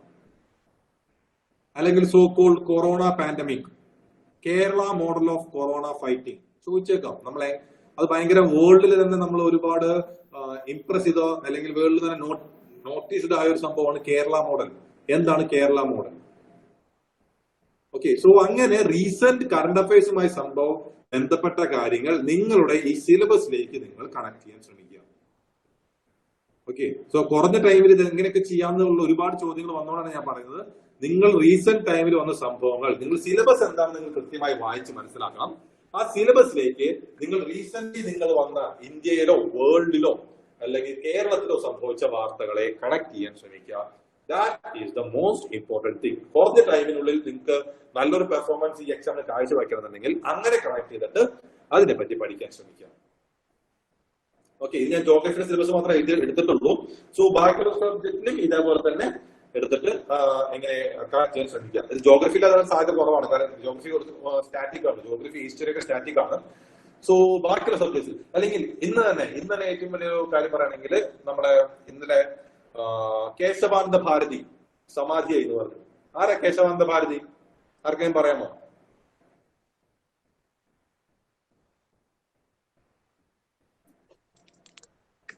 Kerala case Kesavananda Bharati versus Kerala. Kesavananda Bharati versus state of Kerala case ഉണ്ടായിരുന്നു 1970s. ഓക്കെ, അതായത് അദ്ദേഹത്തിന്റെ കാസർഗോഡിലെ മഠത്തിന്റെ ഒരുപാട് സ്ഥലങ്ങൾ പോയപ്പോൾ he went to the High Court, then to Supreme Court, and Kesavananda Bharati case Kesavananda Bharati versus state of കേരളയുടെ ഭാഗമായിട്ടാണ് 1973 സുപ്രീം കോർട്ട് വേർഡിക്ട് വന്നത്, in which the basic structure doctrine എന്ന് പറഞ്ഞ സംഭവം വന്നു. ഓക്കെ, ബേസിക് സ്ട്രക്ചർ ഡോക്ട്രൈൻ, അതായത് പാർലമെന്റിന് നമ്മളുടെ ഭരണഘടനയെ അമെൻഡ് ചെയ്യാനുള്ള അധികാരമുണ്ട്. ഓക്കെ, അപ്പൊ അത് പാർലമെന്റ് നമ്മൾ വെറുതെ കൊടുത്തിരിക്കുകയാണ്.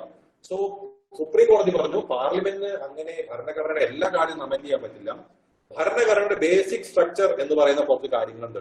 ഫോർ എക്സാമ്പിൾ ഫണ്ടമെന്റൽ റൈറ്റ്സ്, അതിനെ ഒന്നും അമെൻഡ് ചെയ്യാനുള്ള പവർ ആർക്കില്ല, പാർലമെന്റ് ഇല്ല എന്ന് പറഞ്ഞു. അതായത് ഡെമോക്രാറ്റിക് റൂൾ എന്ന് നിലനിൽക്കാൻ വേണ്ടി പാർലമെന്റിന്റെ കയ്യിൽ ഒരു ഓട്ടോക്രാറ്റിക് അല്ലെങ്കിൽ ഒരു ഓട്ടോക്രസിയിൽ പാർലമെന്റിന്റെ കയ്യിൽ ഒരുപാട് പവർ കൊടുക്കാതെ ഡെമോക്രസിയിൽ എന്ന് നിലനിൽക്കാൻ വേണ്ടിയിട്ട് സുപ്രീം കോടതി വന്ന ബേസിക് സ്ട്രക്ചർ ഡോക്ട്രൈൻ, അതായത് ഇന്ത്യയിൽ ഇതുവരെ നടന്ന കേസുകളിൽ ഏറ്റവും പ്രധാനപ്പെട്ട കേസുകളാണ് കേശവാനന്ദ ഭാരതി കേസ്. അദ്ദേഹം ഇപ്പൊ സമാധിയായി. അപ്പൊ ഒരുപാട് കാര്യങ്ങൾ പത്രത്തിൽ അദ്ദേഹത്തിനെ പറ്റിയൊക്കെ വന്നു. ക്വസ്റ്റ്യൻ, നിങ്ങളെ പൊളിറ്റിയിലോ അല്ലെങ്കിൽ ഹിസ്റ്ററിയിലോ ഒരു ചോദ്യം അദ്ദേഹത്തിനെ പറ്റി പ്രതീക്ഷിക്കാവുന്നതാണ്. അല്ലെങ്കിൽ അദ്ദേഹത്തിനെ പറ്റിയില്ലെങ്കിലും അദ്ദേഹത്തിന്റെ കേസിനെ പറ്റി, അല്ലെങ്കിൽ 1973 കേശവാനന്ദ ഭാരതി കേസിനെ പറ്റി, ബേസിക് സ്ട്രക്ചർ ഡോക്ട്രൈനെ പറ്റി, അല്ലെങ്കിൽ കേശവാനന്ദ ഭാരതി കേസ് വന്നതിന് ശേഷമാണ് 42nd അമെന്റ്മെന്റ് ആക്ട് വന്നത് പൊളിറ്റിയിൽ, അതിനെപ്പറ്റി.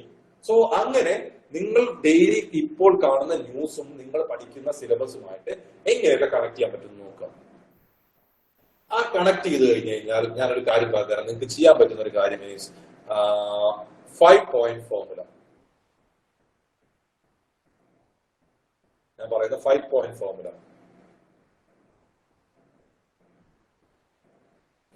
ഈ 5 point ഫോർമുല ഇതൊക്കെ വളരെ ബേസിക് ആയ കുറച്ച് ഇമ്പോർട്ടന്റ് ആയ കാര്യങ്ങളാണ്. ഓക്കെ, സോ അത് ഭയങ്കര എഫക്റ്റീവ് ആണ്. നമ്മൾ മെയിൻസ് UPSC മെയിൻസ് ഒക്കെ ചെയ്യുന്നതാണ് 5 point ഫോർമുല എന്ന് പറഞ്ഞു കഴിഞ്ഞാൽ. അപ്പൊ നിങ്ങൾക്ക് നിങ്ങളുടെ സിലബസ് നിങ്ങളുടെ കയ്യിലുണ്ട്. നിങ്ങൾ കറന്റ് അഫയേഴ്സുമായി കണക്ട് ചെയ്ത കുറച്ച് കാര്യങ്ങൾ, ഇപ്പൊ കേശവാനന്ദ ഭാരതി കേസ് എന്നൊക്കെ പറഞ്ഞ നിങ്ങൾ കണക്ട് ചെയ്താണ്. അപ്പൊ അങ്ങനെ കണക്ട് ചെയ്ത എല്ലാ ടോപ്പിക്കിനെ പറ്റി 5 പോയിന്റ് നിങ്ങൾ തയ്യാറാക്കി വെക്കാം. അത് നിങ്ങൾ എഴുതി വെക്കാം. എന്നിട്ട് ഈ 5 പോയിന്റ് അതിനെ പറ്റി നിങ്ങൾ പഠിച്ചു വെക്കാം. ഓക്കെ, സിലബസിലുള്ള സംഭവം, അതേപോലെ തന്നെ നിങ്ങൾ ഇതേപോലെ കണക്ട് ചെയ്യുന്ന ഞാൻ പറഞ്ഞില്ലേ, ഇപ്പൊ ഡ്രാഫ്റ്റ് EIA, എൻവയോൺമെന്റൽ ഇമ്പാക്ട് അസസ്മെന്റ് ബിൽ, അല്ലെങ്കിൽ ഡിസ്ഇൻവെസ്റ്റ്മെന്റ്, ഓക്കെ, അല്ലെങ്കിൽ പ്രൈവറ്റൈസേഷൻ, അല്ലെങ്കിൽ കേശവാനന്ദ ഭാരതി, അല്ലെങ്കിൽ കൊറോണ പാൻഡമിക്, കേരള മോഡൽ, ഇങ്ങനെ നിങ്ങൾക്ക് കുറെ ടോപ്പിക്സുമായിട്ട് ഞാൻ ഈ പറഞ്ഞ ഐഡിയയിൽ നിങ്ങൾക്ക് ലിങ്ക് ചെയ്യാൻ പറ്റുവാണെങ്കിൽ ആ എല്ലാ ടോപ്പിക്സിനെ പറ്റി 5 പോയിന്റ് വെച്ച് നിങ്ങൾ പഠിച്ചു വെക്കാം. അപ്പോൾ നിങ്ങൾ അങ്ങനെ പഠിച്ചു വെക്കുന്ന പോയിന്റ്, നിങ്ങളിപ്പോ അങ്ങനെ ഒരു 100 ടോപ്പിക് പഠിച്ചു വെച്ചിട്ടുണ്ടെങ്കിൽ ആ 100 ടോപ്പിക് എങ്ങനെ പോയാലും പരീക്ഷയ്ക്ക് അതിൽ നിന്ന് കുറച്ചെങ്കിലും വരാണ്ടിരിക്കില്ല. അങ്ങനെ ഒരു ക്വസ്റ്റ്യൻ വന്നു കഴിഞ്ഞാൽ നിങ്ങൾക്ക് ആ 5 പോയിന്റ് നേരെ അത് എഴുതി വെക്കാൻ പറ്റും. കാരണം ഇത് സിലബസ് വളരെ വാസ്റ്റ് ആയ കാര്യമാണ്. അപ്പൊ ഞാൻ പറയുമ്പോൾ 100 ടോപ്പിക് 5 പോയിന്റ് 500 പോയിന്റ് ആയി. 500 പോയിന്റ് പഠിക്കുക എന്നുള്ളത് എളുപ്പമല്ല. ഇതും അത്ര എളുപ്പമായ പരിപാടിയല്ല. കാരണം ഇത് നിങ്ങളെ വിളിക്കുന്നത് PSC തന്നെ വൺ ഓഫ് ദി ടോപ്പ്, അല്ലെങ്കിൽ കേരളത്തിലെ ഏറ്റവും ടോപ്പ് ഓഫ് ബ്യൂറോക്രാറ്റിക് ലെവലിലേക്കാണ്. സോ അതിന് ആ എക്സാമിലേക്ക് അതിൻ്റെതായ ഒരു എഫേർട്ട് നിങ്ങൾ ഇടേണ്ടി വരും. സോ ഈ 5 പോയിന്റ്സ് വെച്ച് എല്ലാത്തിനും പഠിച്ചു വെക്കാൻ പറ്റുകയാണെങ്കിൽ it will be very very easy. അപ്പൊ നിങ്ങൾക്ക് ആ ക്വസ്റ്റ്യൻസ് വരുമ്പോൾ നിങ്ങൾക്ക് അത് ഡയറക്ട്ലി അത് എഴുതാൻ വെക്കാൻ പറ്റും. സോ അത് എഫക്റ്റീവ് ആയ ഒരു കാര്യമാണ്. കുറച്ച് എഫേർട്ട് ഇടേണ്ടി വരും. നിങ്ങൾ ഒന്ന് എഴുതി തയ്യാറാക്കേണ്ടി വരും, കാണാതെ പഠിക്കേണ്ടി വരും. So it needs some effort, it takes time, and it needs some investment of time and energy, but it is effective, equally effective, it is worth it. So പലരും അതായത് UPSC ക്രാക്ക് ചെയ്ത മെയിൻസ് ക്ലിയർ ചെയ്ത പലരും ചെയ്ത് effective ആയ കാര്യമാണ്. So അത് വളരെ ഇമ്പോർട്ടന്റ് ആയ കാര്യമാണ്. സോ ഈ 5 പോയിന്റ് ഫോർമുല നിങ്ങൾ ഫോളോ ചെയ്യാം. ഓക്കെ, മനസ്സിലായോ? ഞാൻ പറയുന്ന കാര്യം ക്ലിയർ ആവുന്നുണ്ടോ?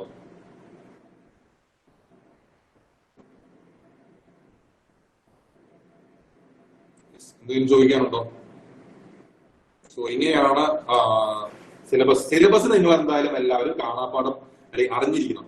എന്നാൽ മാത്രമേ നിങ്ങൾക്ക് ഓരോ കാര്യങ്ങൾ സിലബസ് ആയിട്ട് ലിങ്ക് ചെയ്യാൻ പറ്റുള്ളൂ.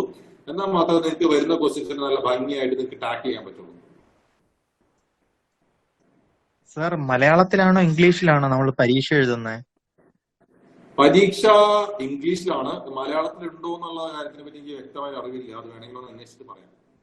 മലയാളത്തിലുണ്ട് സാർ. ആക്ച്വലി മലയാളത്തിൽ രണ്ട് ഭാഷയിൽ എഴുതാനാണ് അറിവ്. അതെ, ബോത്ത് ലാംഗ്വേജസ്. Okay, yes. വേറെ എന്തെങ്കിലും ചോദിക്കാനുണ്ടോ?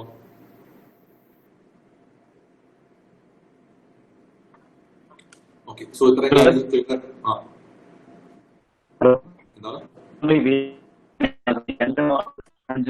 അയ്യോ കേൾക്കുന്നില്ല, ഓഡിയോ തീരെ ക്ലിയർ അല്ല.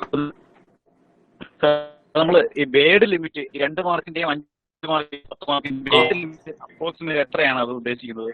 വേർഡ് ലിമിറ്റ് നമുക്ക് കൃത്യമായി പറയാൻ പറ്റില്ല, പക്ഷെ കാരണം മോസ്റ്റ് പ്രോബ്ലി 2 മാർക്സിന് ഒരു 30 വേർഡ്സ് 30 മാർക്ക്, 5 മാർക്സിന് 50, 10 മാർക്സിന് 100 അല്ലെങ്കിൽ 150 ആയിരിക്കും മിക്കവാറും. അപ്പോ എങ്ങനെയാ വെച്ചാല് നിങ്ങൾക്ക് ഒരു ബുക്ക്ലെറ്റ്, മോസ്റ്റ് പ്രോബ്ലി ഒരു ബുക്ക്ലെറ്റ് ആയിരിക്കും. ആ ബുക്ക്ലെറ്റില് ഫസ്റ്റ് പേജിൽ ക്വസ്റ്റ്യൻസ്, എല്ലാ ക്വസ്റ്റ്യൻസും ഉണ്ടാവും. ആ പേജ് തുറന്നു കഴിയുമ്പോൾ നെക്സ്റ്റ് പേജിൽ മുകൾ ഭാഗത്തായിട്ട് ആ 2 മാർക്കിന്റെ ക്വസ്റ്റ്യൻ ഉണ്ടാവും. ആ ക്വസ്റ്റ്യൻ എഴുതാൻ വേണ്ട ഗ്യാപ്പ് PSC എന്ന ബുക്കിൽ വിട്ടിട്ടുണ്ടാവും. ആ ഗ്യാപ്പിന് ശേഷം അടുത്ത ക്വസ്റ്റ്യൻ ഉണ്ടാവും. സോ അങ്ങനെ കൃത്യമായ ഗ്യാപ്പ് PSC എന്നുണ്ടാവും. ആ ഗ്യാപ്പിൽ നിങ്ങൾ എഴുതണം. ഓക്കെ, സോ 2 കാര്യങ്ങൾ. ഒന്ന്, തന്നിരിക്കുന്ന സ്ഥലത്ത് കൃത്യമായ കാര്യങ്ങൾ എഴുതിക്കൊള്ളിക്കണം. നമ്മൾ എഴുതുമ്പോൾ ആവശ്യമില്ലാത്ത കഥകൾ അല്ലെങ്കിൽ വിശദീകരണമൊക്കെ എഴുതാൻ നമുക്ക് എഴുതേണ്ട പോയിന്റ് എഴുതാൻ പറ്റാതെ പോകും. സമയം കുറവുകൊണ്ടല്ല, സ്ഥലമില്ലാത്തതുകൊണ്ട്. അത് ശ്രദ്ധിക്കുക. 2 സമയം ശ്രദ്ധിക്കുക. ഓക്കെ, അപ്പോ നമുക്കിത് കൃത്യമായി ഇത് ഇങ്ങനെയായിരിക്കും നമുക്ക് പറയാൻ പറ്റില്ല, കാരണം ഫസ്റ്റ് എക്സാം ആണ്. അപ്പൊ നിങ്ങളെ പോലെ ഞാനും ആദ്യം എഴുതാൻ പോകുന്നുള്ളൂ. സോ രാജസ്ഥാൻ മോഡൽ, UPSC അല്ലെങ്കിൽ മുമ്പ് ഡെപ്യൂട്ടി കളക്ടറുടെ മോഡൽ, അപ്പൊ അതൊക്കെ വെച്ചിട്ട് നമുക്കൊരു കൺക്ലൂഷൻ എത്തിയിട്ട് ഇങ്ങനെയാണ് മിക്കവാറും. മോസ്റ്റ് പ്രോബ്ലി 80% ഇങ്ങനെയാണ്, അല്ലെങ്കിൽ 90% ഇങ്ങനെയായിരിക്കും. യെസ്, വേറെ എന്തെങ്കിലും ചോദിക്കാം?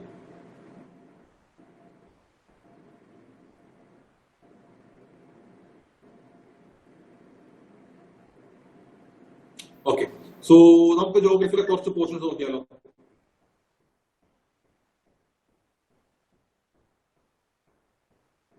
Okay, so will see. നമുക്ക് ജോഗ്രഫിയുടെ കുറച്ച് ക്വസ്റ്റ്യൻസ്, പോർഷൻസ് നോക്കാം. അപ്പൊ പിന്നെ ഞാൻ പറഞ്ഞ ഈ 5 പോയിന്റ് ഫോർമുല അത് മനസ്സിൽ വെക്കാട്ടോ. എന്തായാലും നിങ്ങൾ ട്രൈ ചെയ്ത് നോക്കുക. കാരണം എന്ത് സംഭവം എന്ന് വെച്ചാൽ നമ്മൾ ഒരുപാട് കാര്യങ്ങൾ പഠിക്കുന്നുണ്ട്. നമ്മൾ ആദ്യം ജോഗ്രഫി കുറച്ച് പഠിക്കും, അത് ഹിസ്റ്ററി പഠിക്കും, പൊളിറ്റി പഠിക്കും, എക്കണോമിക്സ് പഠിക്കും, കറണ്ട് അഫയേഴ്സ് കുറച്ച് വായിക്കും. അത് കഴിയുമ്പോൾ നമ്മൾ ആദ്യം പഠിച്ച ജോഗ്രഫി വഴി കിടക്കുന്നുണ്ടാവും, നമ്മളൊപ്പം വന്നിട്ടുണ്ടാവില്ല, മറന്നു പോയിട്ടുണ്ടാവും. അത് നിങ്ങളുടെ മാത്രം പ്രശ്നമല്ല, എല്ലാവരുടെയും പ്രശ്നമാണ്. ഓക്കെ, എല്ലാവരുടെയും പ്രശ്നമാണ്. അത് കഴിഞ്ഞ് നിങ്ങൾ ഹിസ്റ്ററി ഹിസ്റ്ററി നോക്കുമ്പോൾ അയ്യോ ഹിസ്റ്ററി ഞാൻ പഠിച്ചൊക്കെ മറന്നുപോയല്ലോ തോന്നും. അത് നിങ്ങൾക്ക് തോന്നിയില്ലെങ്കിൽ നിങ്ങൾ മറ്റേ ചിത്തി റോബോ പോലെ എന്തെങ്കിലും അമാനുഷികമായ എന്തെങ്കിലും സംഭവമായിരിക്കും. അത് എല്ലാവർക്കും തോന്നുന്ന കാര്യമാണ്. സോ അങ്ങനെ പറ്റാതിരിക്കുകയാണ് നമ്മൾ എല്ലാത്തിനും പറ്റി 5 പോയിന്റ് കൺഫൈൻ ചെയ്ത് നിർബന്ധമായി പഠിക്കണം. എന്ന് വെച്ചാൽ അത് മാത്രം പഠിക്കണമെന്നല്ല, അത് നിർബന്ധമായിട്ട് പഠിച്ചു വെച്ച് കഴിഞ്ഞു കഴിഞ്ഞാൽ അതിൽ നിന്ന് വരുന്ന ക്വസ്റ്റ്യൻസ് മുഴുവൻ നിങ്ങൾക്ക് വളരെ എളുപ്പത്തിൽ എഴുതി പോകാൻ പറ്റും. And you can score the maximum marks. Okay, അത് സൈക്കോളജിക്കലായ കാര്യമാണ്. ഒരുപാടില്ല, കുറച്ചേ ഉള്ളൂ. അപ്പൊ പെട്ടെന്ന് പഠിക്കാൻ പറ്റും നിങ്ങൾക്ക് തന്നെ തോന്നും. Okay, yes. സോ നമുക്ക് ജോഗ്രഫിയിലേക്ക് പോവാം. ഞാൻ കുറച്ച് ക്വസ്റ്റ്യൻസ് നമുക്ക് ഓരോ പോർഷൻസ് ആയിട്ട് നമുക്ക് നീങ്ങി നോക്കാം. Okay, I M sharing the screen.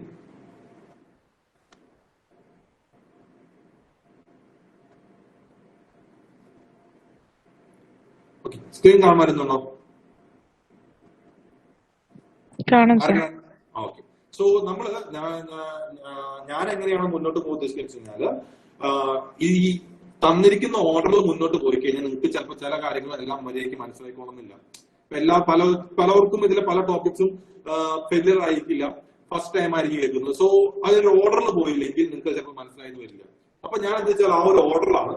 And eventually at the end of the class നമ്മളെല്ലാം കംപ്ലീറ്റ് ചെയ്യും. പക്ഷേ ഈ ഫസ്റ്റ് ജനറൽ ജോഗ്രഫി, അതായത് ഓഷ്യൻ, അങ്ങനെയല്ല പോകാൻ പോകുന്നത്.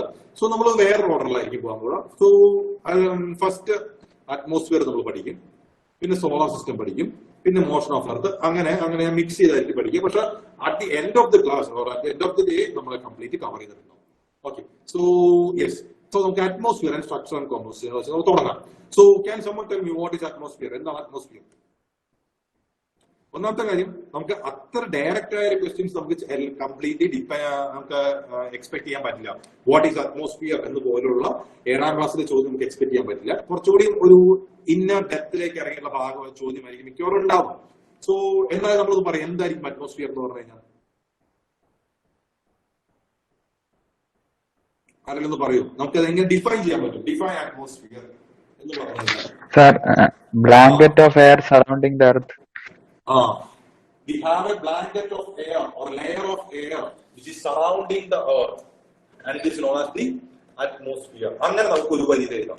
അപ്പൊ അതാണ് സംഭവം. എന്താണ് അന്തരീക്ഷം, എന്താണ് അറ്റ്മോസ്ഫിയർ എന്ന് ചോദിച്ചു കഴിഞ്ഞാൽ എല്ലാവർക്കും അറിയാം. പക്ഷെ അത് എങ്ങനെ എഴുതാമെന്ന് പലർക്കും അറിയില്ല, അല്ലെ? അത് എങ്ങനെയാണ് എഴുതിയാൽ മാത്രമേ നമുക്ക് മാർക്ക് കിട്ടുള്ളൂ. Okay, so Kerala PSC demand ചെയ്യുന്ന വേ ഓഫ് പ്രസന്റേഷൻ ഇപ്പോൾ എഴുത്ത് കൊള്ളാമെങ്കിൽ ഇന്റർവ്യൂ എന്നാണ്. സോ എഴുതാൻ പഠിക്കണം. ഓക്കെ, സോ അതാണ് നമ്മൾ ഈ പ്രോഗ്രാമിന് വേണ്ടി ഉദ്ദേശിക്കുന്നത്. സോ അറ്റ്മോസ്ഫിയർ എന്ന് പറഞ്ഞാൽ അതാണ് കാര്യങ്ങളൊക്കെ പലർക്കും അറിയാം. സോ സ്ട്രക്ചർ ആൻഡ് കോമ്പോസിഷൻ ആണ് കീവേഡ് തന്നിരിക്കുന്നത്. സോ ഞാൻ കുറച്ച് 2 മാർക്സ് ക്വസ്റ്റ്യൻസ് ഞാൻ പ്രിപ്പയർ ചെയ്തിട്ടുണ്ട്. അതേപോലെ തന്നെ 5 മാർക്സ് ഉണ്ട്. സോ നമുക്ക് ഓരോന്നോരോ നോക്കാം. സോ അൾട്ടിമേറ്റ്ലി ക്വസ്റ്റ്യൻസ് ഒക്കെ പോകുന്നവർക്കും നിങ്ങളുടെ പോർഷൻ മുന്നോട്ട് പോകുന്നതാണ്. Okay, so first question, explain the composition of Earth's atmosphere. Okay, explain the composition of Earth's atmosphere. അപ്പോ ഈ ക്വസ്റ്റ്യനിലെ കീവേഡ്സ് എന്ന് പറഞ്ഞു കഴിഞ്ഞാൽ Earth's atmosphere, composition, explain. എർത്തിന്റെ അറ്റ്മോസ്ഫിയറിന്റെ കോമ്പോസിഷൻ എക്സ്പ്ലെയിൻ ചെയ്യാനാണ് ചോദ്യം. 2 മാർക്കാണ്, 30 വേർഡ്സിൽ വേണം എഴുതാൻ. ഓക്കെ, ഞാൻ ഇവിടെ ചിലപ്പോൾ 30 വേർഡ്സിൽ കൂടുതൽ പോയിന്റ്സ് നിങ്ങൾക്ക് തരുന്നുണ്ടാവും. കാരണം ചിലപ്പോൾ ഇത് 5 മാർക്ക് ചോദിച്ചിരിക്കാം. അല്ലെങ്കിൽ നമ്മള് പണ്ടേ പഠിക്കുന്ന കാര്യമാണ്, ഒരു ബക്കറ്റിൽ അത്രയും പഠിച്ചാലും നമുക്ക് തുള്ളിയെങ്കിലും എഴുതാൻ പറ്റുള്ളൂ. സോ അതുകൊണ്ട് ഞാൻ കുറച്ച് പോയിന്റ്സ് കുറച്ച് കൂടുതലുണ്ടാവും. അതിന് 30 മാർക്ക് ആക്കി എഴുതുന്നത് നിങ്ങളുടെ മിടുക്കാണ്. അല്ലാതെ കൃത്യം 30 മാർക്ക് ഞാൻ തന്നു കഴിഞ്ഞാൽ നിങ്ങൾ 30 40 പേരുടെയും ആൻസർ ക്വസ്റ്റ്യൻ പേപ്പറിൽ ഒരേപോലെ ഇരിക്കും. ഓക്കെ, സോ എന്താണ് അപ്പൊ നമ്മൾ ചോദിച്ചിരിക്കുന്നത് what explain the composition of earth atmosphere. എർത്തിന്റെ അറ്റ്മോസ്ഫിയർ കോമ്പോസിഷൻ എന്ന് പറഞ്ഞാൽ കോൺസ്റ്റിറ്റ്യൂവൻസ്. എർത്തിന്റെ അറ്റ്മോസ്ഫിയർ എന്തൊക്കെ കൊണ്ടാണ് ഉണ്ടാക്കിയിരിക്കുന്നത്, എന്താണ് അതിന്റെ കോമ്പോസിഷൻ എന്നാണ് ചോദ്യം. ഓക്കെ, സോ എന്താണ് എർത്തിന്റെ കോമ്പോസിഷൻ നമുക്കറിയില്ലായിരിക്കും. പക്ഷെ നമുക്കറിയാവുന്ന ഒരു കാര്യമുണ്ട്. എർത്തിൽ ഏറ്റവും കൂടുതൽ കാണപ്പെടുന്ന ഗ്യാസ് ഏതാണ്? നൈട്രജൻ ആണെന്ന് അറിയാം. രണ്ടാമത് ഓക്സിജൻ ആണെന്ന് അറിയാം. പിന്നെ ആർഗൺ ആണെന്ന് അറിയാം. പിന്നെ അങ്ങോട്ട് കുറെ ഗ്യാസ് ഉണ്ടെന്ന് അറിയാം. അത്രയും അറിയാമെങ്കിൽ നമുക്ക് ഒരു ഫസ്റ്റ് ഒരു ഓപ്പണിംഗ് പോയിന്റ് എഴുതി കൂടെ, അല്ലേ? നിങ്ങൾ ഇത് ആൻസർ ആയിട്ട് പഠിച്ചിട്ടില്ലെങ്കിൽ നിങ്ങൾക്ക് അറിയാവുന്ന ഒരു ബേസിക് നോളജ് വെച്ച് ആൻസറിലേക്ക് അറിയുന്ന കാര്യം എഴുതി വെക്കണം. That is A skill of answer writing. അത് ഈ എക്സാമിന് ഒരുപാട് ഡിമാൻഡ് ചെയ്യപ്പെടുന്ന ഒരു കാര്യമാണ്. സോ ഫസ്റ്റ് പോയിന്റ് അത് എഴുതാം. Air from the Earth's atmosphere contains 78% nitrogen, 21% oxygen, 0.93% argon, 0.04 carbon dioxide. പിന്നെ ട്രേസ് ഓഫ് ഒരുപാട് അതർ ഗ്യാസസ്, ഹൈഡ്രജൻ, ഹീലിയം പോലെയുള്ള ഒരുപാട് ഗ്യാസ് ഉണ്ട്. ഒരു നല്ല പോയിന്റ് എഴുതിയില്ലേ?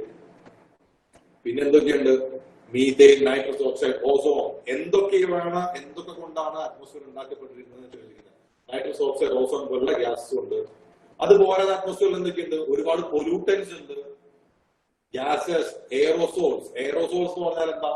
സോളിഡും ലിക്വിഡും ഗ്യാസും അല്ലാത്ത ഒരു സ്റ്റേജിൽ നിൽക്കുന്ന സംഭവങ്ങൾ. ഫോർ എക്സാമ്പിൾ നമ്മുടെ പെർഫ്യൂം നമ്മൾ അടിക്കുമ്പോൾ നമുക്ക് ലിക്വിഡും അല്ല ഗ്യാസും അല്ല, അങ്ങനെയല്ല വരുന്നത്. അങ്ങനെ സംഭവത്തിന് എയറോസോൾ എന്ന് പറയാം.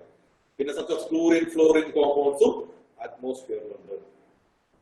അപ്പോ explain the composition of atmosphere എന്ന ചോദ്യത്തിന് ഉത്തരം ഇവിടെ ഇരിക്കുന്ന എല്ലാവർക്കും അറിയാം. പക്ഷെ അത് എല്ലാവർക്കും എഴുതാൻ പറ്റിയെന്ന് വരില്ല. സോ അത് എങ്ങനെ എഴുതാമെന്നാണ് നമ്മളിവിടെ നോക്കുന്നത്. സോ നിങ്ങൾക്ക് അറിയാവുന്ന കാര്യങ്ങൾ എങ്ങനെ നിങ്ങൾക്ക് ആൻസർ ആക്കി എഴുതാം. മനസ്സിലായോ? ആ പോയിന്റ്സിനാണ് കളക്ട് ചെയ്യുക. നൈട്രജൻ, ഓക്സിജൻ, ആർഗൺ, ഇത് എല്ലാവർക്കും അറിയാം. Normal knowledge. അല്ലെങ്കിൽ കേരള PSCയുടെ KSന്റെ പ്രിലിംസ് കയറാൻ ഭാഗത്തിന് വിവരമുള്ള എല്ലാവർക്കും അറിയാവുന്ന കാര്യമായിരിക്കും. സോ അതുകൂടാതെ ബാക്കിയുള്ള ഗ്യാസ് ഉണ്ട്. കാർബൺ ഡയോക്സൈഡ്, ഹൈഡ്രജൻ, ഹീലിയം ഒക്കെ ഉണ്ടെന്ന് എഴുതാം. പിന്നെ ഓസോൺ പോലുള്ള ഗ്യാസുകളുണ്ടെന്ന് എഴുതാം. പിന്നെന്താ, ഒരുപാട് പൊല്യൂട്ടൻസ് ഉണ്ട്, എയറോസോൾസ് ഉണ്ട്, ഫ്ലോറിൻ കോമ്പൗണ്ട്സ് പോലുള്ള സംഭവങ്ങളുണ്ട് എഴുതാം. ഇത്ര എഴുതാനുള്ള ഗ്യാപ്പുള്ളേ. അറ്റ്മോസ്ഫിയറിന്റെ വേണമെങ്കിൽ ഇനിയും എഴുതാം. അതിന്റെ ഗുണങ്ങൾ എന്തൊക്കെ, പൊല്യൂഷൻ നടക്കുന്നു, ഓസോൺ പാളി, അതിന്റെ ലേയേഴ്സ്, ഡിഫറെന്റ് ലേയേഴ്സ് എന്തൊക്കെ എഴുതാം. പക്ഷെ 2 മാർക്ക് അതിനുള്ള സ്കോപ്പില്ല. ഇത്ര എഴുതാനുള്ള സ്കോപ്പേ ഉള്ളൂ. സോ അങ്ങനെ വേണം എഴുതാനായിട്ട്. ഓക്കെ, ഞാൻ പറയുന്നത് കൺസെപ്റ്റ് മനസ്സിലാവുന്നുണ്ടോ? കാരണം ഇവിടെ ഞാൻ ഇമ്പോർട്ടന്റ് ആയിട്ട് ഞാൻ പറയാൻ ഉദ്ദേശിക്കുന്ന കാര്യം എന്ന് പറഞ്ഞു കഴിഞ്ഞാൽ മോർ ദാൻ എന്താണ് അറ്റ്മോസ്ഫിയറിന്റെ കോൺസ്റ്റിറ്റ്യൂഷനെ ഉപരി എങ്ങനെ നിങ്ങൾക്ക് അറിയാവുന്ന ഒരു നോളജ് വെച്ച് എങ്ങനെ ആൻസർ എഴുതാം എന്നുള്ള സ്കില്ലിനെ പറ്റിയാണ് ഞാൻ പറയുന്നത്. ക്ലിയർ ആവുന്നുണ്ടോ? ക്ലിയർ ആവുന്നുണ്ടോ?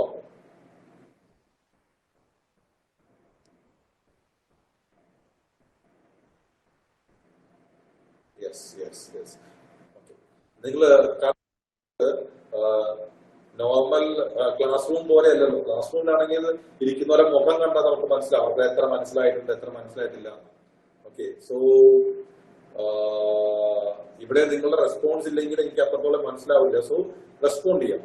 ഓക്കെ, സോ ഇതാണ് സെക്കൻഡ് 2 മാർക്ക് ക്വസ്റ്റ്യൻ ഒരു എക്സാമ്പിൾ. നമുക്ക് ഇനിയും കുറച്ച് എക്സാമ്പിൾ കൂടി നോക്കാം.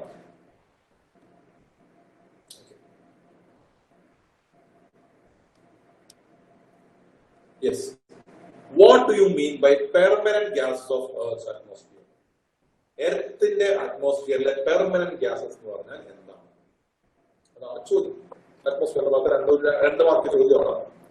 ഓക്കെ, സോ അതെന്താണെന്ന് നിങ്ങൾക്ക് അറിഞ്ഞിരിക്കണം. അറിഞ്ഞില്ലെങ്കിൽ നമുക്കൊന്ന് ആലോചിച്ച് നോക്കാം. പെർമനന്റ് ഗ്യാസസ് എന്താണ്? പെർമനന്റ് സ്ഥിരമായുള്ളത് അതിന്റെ പെർമനന്റ് എന്ന് പറയാം. അതിന്റെ ഓപ്പോസിറ്റ് ടെമ്പററി, താൽക്കാലികം. അപ്പൊ സ്ഥിരമായി അറ്റ്മോസ്ഫിയറിൽ ഉള്ള ഗ്യാസസ് എന്ന് പറഞ്ഞാൽ എന്താണ്? അതാണ് ചോദ്യം. ഓക്കെ, അപ്പോ അതിനെ കുറച്ച് സയന്റിഫിക് ആയിട്ട് നല്ല വാക്കുകളൊക്കെ എഴുതാൻ ശ്രമിച്ച് നമുക്ക് എങ്ങനെ എഴുതാം? Permanent atmospheric gases remains in fixed proportion to the total gas volume.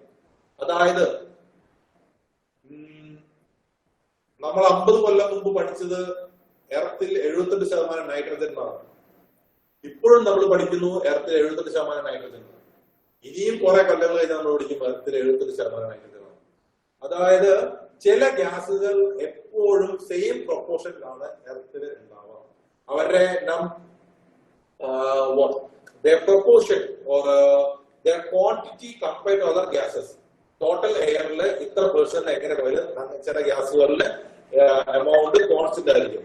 ആ ഗ്യാസുകളാണ് നമ്മൾ എന്ത് പറയാം? Permanent gases. Okay, so permanent atmospheric gases remains in fixed proportion to the total gas volume. Other constituent varies from place to place and time to time. ബാക്കിയുള്ള gases എന്ന് വെച്ച് കഴിഞ്ഞാൽ ഓരോ സ്ഥലത്ത് നിന്ന് മാറുമ്പോഴും ഓരോ ടൈം മാറുമ്പോഴും അവരുടെ ക്വാണ്ടിറ്റി മാറിക്കൊണ്ടേയിരിക്കും. Okay, so yes, so this is about the permanent gases. ഏതൊക്കെ permanent gases? Nitrogen, oxygen, argon, carbon dioxide, neon, helium, krypton, methane, xenon, hydrogen. ഇവരുടെയൊക്കെ എണ്ണം എപ്പോഴും സെയിം തന്നെയായിരിക്കും. എല്ലാ കാലത്തും ഇവരെ ക്വാണ്ടിറ്റി ആണോ അല്ല ക്വാണ്ടിറ്റി സെയിം ആയിരിക്കും, പ്രൊപ്പോർഷൻ. H2O വാട്ടർ വേപ്പർ അല്ലെങ്കിൽ എയറോസോൾ, ഇതൊക്കെ ഓരോ റീജിയനിലും ഓരോന്നായിരിക്കും. So they are temporary. These are the permanent gases. ഇവരുടെ ആ ഒരു ഡിസ്ട്രിബ്യൂഷൻ ഒന്ന് പഠിച്ചോളൂ കേട്ടോ. ഓർഡർ ആദ്യം ഏറ്റവും കൂടുതൽ നൈട്രജൻ ആണ്, പിന്നെ ഓക്സിജൻ ആണ്, പിന്നെ ആർഗൺ ആണ്, കാർബൺ ഡയോക്സൈഡ് ആണ്, neon, helium, krypton, methane, xenon എന്നാണ്. അതൊക്കെ ഒന്ന് പഠിച്ചത് നല്ലതായിരിക്കും. അതിന് നമുക്ക് പഠിക്കാം NO, AC, NH, KM. Okay, NO, AC, NH, KM എന്ന് പഠിക്കാം. അതായത് നിങ്ങൾ AC ഇല്ലാത്തൊരു വണ്ടിയിൽ NH കൂടെ കിലോമീറ്ററുകൾ യാത്ര ചെയ്യാണ്. അതായത് NO, AC nitrogen, oxygen, AC argon, carbon dioxide, NH neon, helium, KM krypton, methane. അത്രയും വരെ പഠിച്ചാൽ മതി. സോ അതൊക്കെ പഠിച്ചു വയ്ക്കുക. This is the meaning of permanent gases. Next, explain the following terms. 2 മാർക്സ് തന്നെയാണ്. Ozone. Explain the following terms. Ozone. അപ്പൊ ഓസോൺ എന്ന് പറഞ്ഞ സംഭവം നമ്മൾ ഒരുപാട് കേൾക്കുന്നുണ്ട്. എന്താണ് ഓസോൺ ലെയർ അല്ലെങ്കിൽ ഓസോൺ പാളയിൽ വിണ്ടൽ വീണു എന്നൊക്കെ നമ്മൾ സ്ഥിരം കേൾക്കുന്നുണ്ട്. സോ ഓസോണെ പറ്റി ഒരു ക്വസ്റ്റ്യൻ വന്നാൽ നമുക്ക് എങ്ങനെ എഴുതാൻ പറ്റും? നിങ്ങൾക്ക് എന്തൊക്കെ അറിയാം? എങ്ങനെ നമ്മൾ ആൻസർ എഴുതാൻ പറ്റും എന്ന് പറയും. വളരെ ഈസി ആയ ക്വസ്റ്റ്യൻ ആണ്.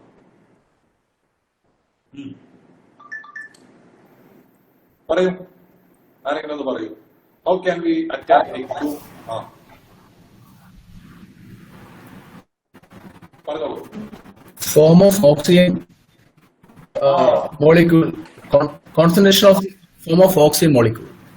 It's a form of oxygen molecule. Normal O2 അല്ല, O3. ഒരു പോയിന്റ് ആയി. രണ്ടാമത്തെ പോയിന്റ് എന്ത് പറയാൻ പറ്റും? സ്ട്രാറ്റോസ്ഫിയറിൽ കാണപ്പെടുന്നു. They are found in stratosphere.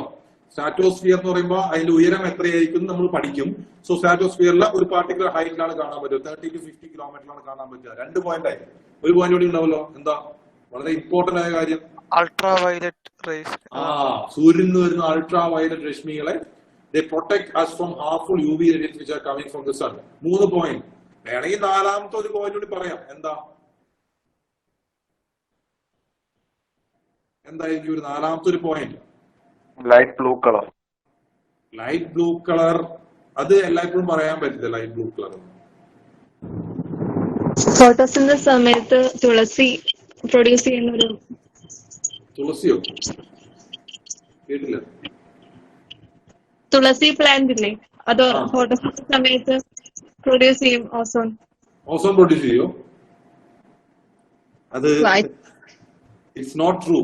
Okay, ഓസോണിന്റെ ഏറ്റവും വലിയ പ്രത്യേകത എന്ന് വെച്ചാൽ ozone in stratosphere is good.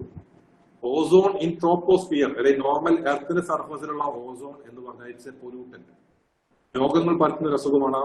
ഒരു രോഗങ്ങൾ വരുത്തുന്ന ബ്രീത്തിങ് പ്രോബ്ലംസ് ഒക്കെ വരുത്തുന്ന ഒരു വാതകമാണ് ഓസോൺ. ഓക്കെ, സോ ഓസോൺ സ്ട്രാറ്റോസ്ഫിയറിൽ മാത്രമേ ഉള്ളൂ. ട്രോപ്പോസ്ഫിയറിൽ താഴെ സർഫസിനോട് ചേർന്ന് ozone is not good. Okay, അത് വെറുതെയാണ്. നിങ്ങൾക്ക് പറയാവുന്നൊരു കാര്യം, ഓസോൺ പാളിയിൽ ക്ലൈമറ്റ് ചേഞ്ച് കാരണം ഓസോണിന്റെ ലെയറിൽ ഇപ്പൊ ഡിപ്ലീഷൻ നടക്കുകയാണ്. പറഞ്ഞൂടെ? അറിയാവുന്നൊരു കാര്യമല്ലേ? മനസ്സിലായോ? ഓസോൺ ലെയർ പ്രൊട്ടക്ട് ചെയ്യുന്നു, പക്ഷെ ഇപ്പൊ ഓസോൺ ലെയറിൽ ഡിപ്ലീഷൻ കാരണം അവിടെ ഓസോൺ പാളിയിൽ വിള്ളൽ വന്നുകൊണ്ടിരിക്കുകയാണ് എന്ന് പറഞ്ഞു കഴിഞ്ഞാൽ ഒരു എക്സ്ട്രാ പോയിന്റ്, ഒരു 1/4 മാർക്ക് അല്ലെ 1/2 മാർക്ക് കൂടുതൽ കിട്ടുകയാണെങ്കിൽ കിട്ടിക്കോട്ടെ, സ്ഥലമുണ്ടെങ്കിൽ എഴുതാലോ. ഓക്കെ, സോ നോക്കുക, ഇത്ര തന്നെ ഞാൻ എഴുതിയിട്ടുള്ളൂ. നിങ്ങൾ പറഞ്ഞ അത്രയും. Ozone or O3 is a type of oxygen molecule consisting of 3 oxygen atoms. It's between 20 km and 30 km altitude, stratosphere ആണ്, with the greatest concentration of ozone are formed. അപ്പൊ നോക്ക്, ഈ ബ്രാക്കറ്റിൽ ഇത് എഴുതുന്ന മെത്തേഡ് കണ്ടോ?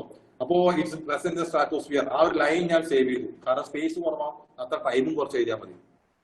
It is formed at higher altitudes due to interaction between O2 and UV light and transported downwards.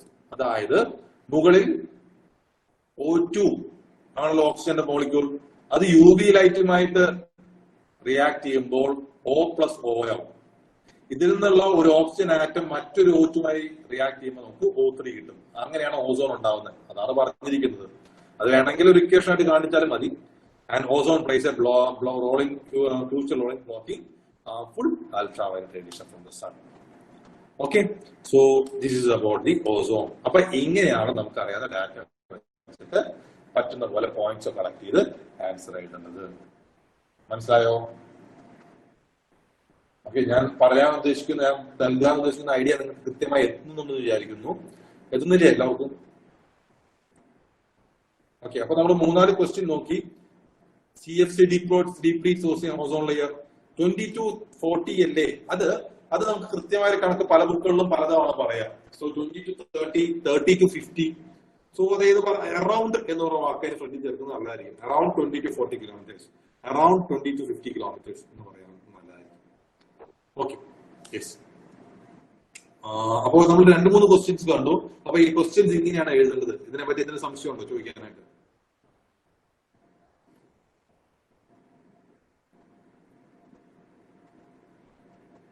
Question എഴുതുന്ന രീതിയെ പറ്റി, അല്ലെ ഞാനാണെങ്കിൽ ഇത് ഇങ്ങനെ എഴുതിയാനേ എന്ന് പറഞ്ഞുള്ള അഭിപ്രായം ആർക്കുണ്ടോ? കാരണം ഇത് ഇത്തിരി ഇന്നോവേറ്റീവ് ആയിട്ട് വേണ്ടത് കാര്യമാണ്. കാരണം ഞാൻ പറഞ്ഞില്ലേ, പ്രസന്റേഷൻ സ്കിൽസ് പലർക്കും പലതാണ്.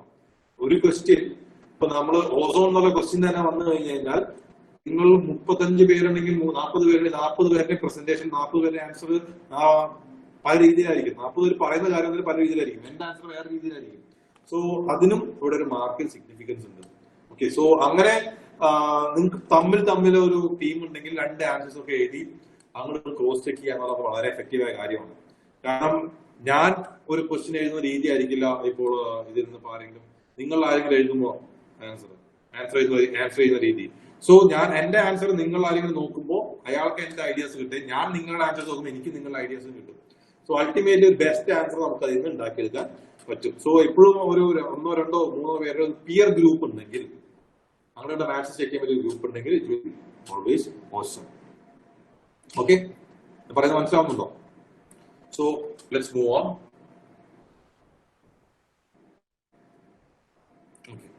Next question, tropopause. എന്താണ് ട്രോപ്പോപോസ്? ട്രോപ്പോപോസ് എന്താണെന്ന് ആർക്കെങ്കിലും അറിയാമോ? എന്താണ് ട്രോപ്പോപോസ്? ആർക്കെങ്കിലും അറിയാമോ?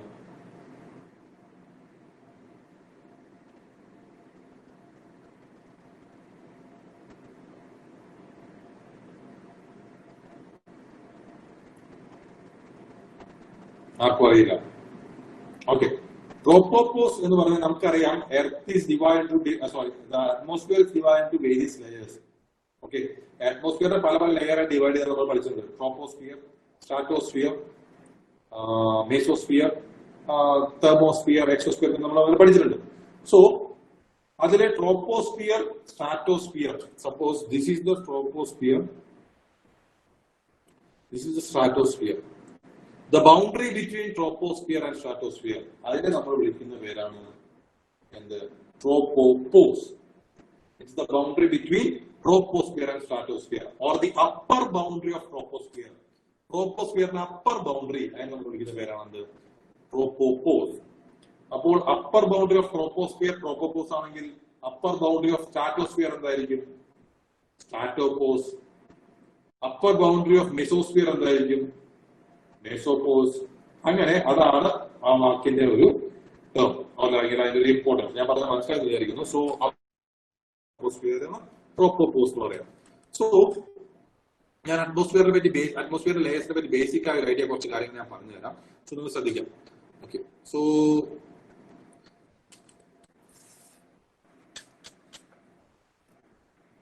atmosphere, Earth's atmosphere is divided into various layers. പല പല layers ആയി ഡിവൈഡ് ചെയ്തിട്ടുണ്ട്. So major layers are troposphere, stratosphere, mesosphere, thermosphere. Okay, troposphere, stratosphere, mesosphere, thermosphere. Okay. ഇതാണ് ട്രോപ്പോസ്ഫിയർ ആണ് ഏറ്റവും എർത്തിനോട് ചേർന്ന് കിടക്കുന്ന ലെയർ. സ്ട്രാറ്റോസ്ഫിയർ അതിന് തൊട്ട് മുകളിൽ, മെസോസ്ഫിയർ അതിന് തൊട്ട് മുകളിൽ, തെർമോസ്ഫിയർ അതിന് ഏറ്റവും മുകളിൽ. അങ്ങനെയാണ് സംഭവം. സോ ഞാൻ ഒരു ഫിഗറിൽ റെപ്രസെന്റ് ചെയ്യുകയാണെങ്കിൽ ഒരു ഫിഗർ റെപ്രസെന്റ് ചെയ്യുകയാണെങ്കിൽ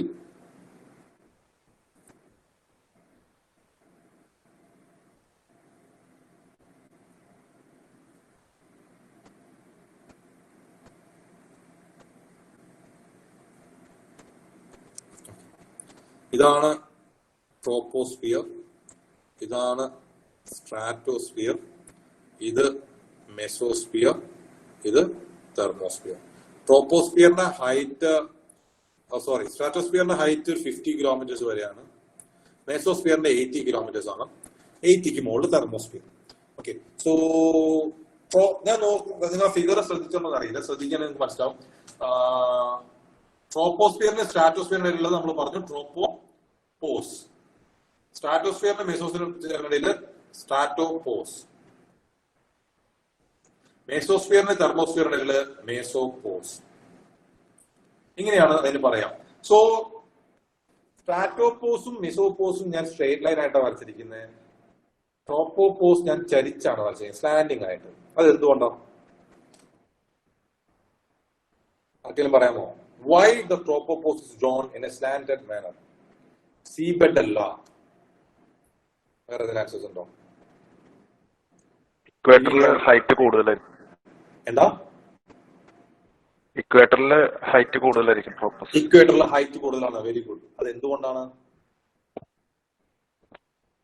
because of the convection. Yes yes, very good. So ട്രോപ്പോസ്ഫിയറിന്റെ ഹൈറ്റ് അല്ലെ ട്രോപ്പോപോസിന്റെ ഹൈറ്റ് എന്ന് പറഞ്ഞാൽ പോൾസിൽ 8 കിലോമീറ്ററും ഇക്വറ്റോറിൽ 18 കിലോമീറ്ററും. പോൾസിൽ 8 കിലോമീറ്ററും ഇക്വറ്റോറിൽ 18 കിലോമീറ്റർ. അതായത് ഇക്വറ്റോറിൽ ട്രോപ്പോപോസിന്റെ അല്ലെ ട്രോപ്പോസ്ഫിയറിന്റെ ഹൈറ്റ് കൂടുതലാണ് കമ്പയർ ടു പോൾസ്. എന്തുകൊണ്ടാണ് നമുക്ക് നോക്കാം. ഓക്കെ, സോ ഞാൻ പറഞ്ഞുതരാം.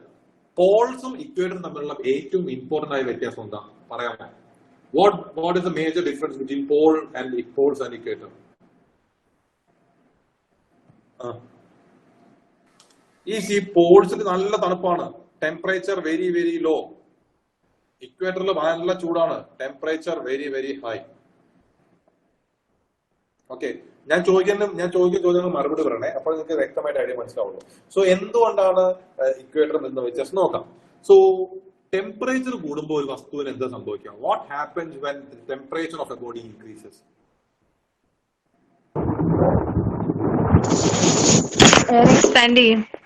When temperature increases A body expands. നമ്മൾ ചെറുപ്പത്തിൽ പഠിച്ചിട്ട് അത് വികസിക്കും. വികസിക്കുക മീൻസ് അതിന്റെ വോളിയം കൂടുകയാണോ കുറയാണോ? കൂടും.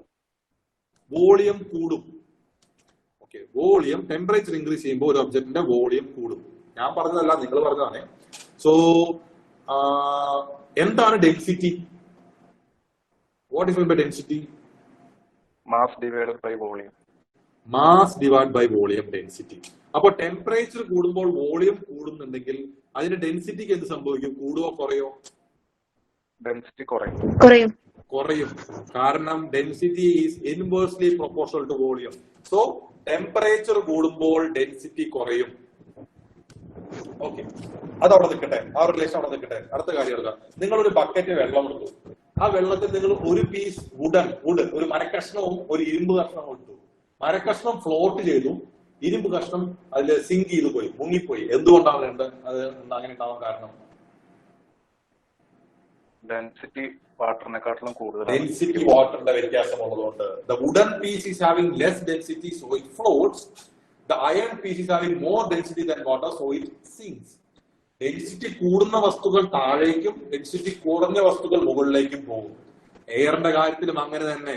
ഡെൻസിറ്റി കുറവാണെങ്കിൽ മുകളിലേക്കും, ഡെൻസിറ്റി കൂടുതലാണെങ്കിൽ താഴേക്കും. Okay, if the air is less denser it rises upwards, മുകളിലേക്ക് ഉയർന്നു പോകും. If the density of the air is more denser, it sinks downwards. ഇത് താഴേക്ക് സിങ്ക് ചെയ്യും. സിമ്പിൾ കാര്യം, അത്രയും ഓർത്താൽ മതി. Okay okay.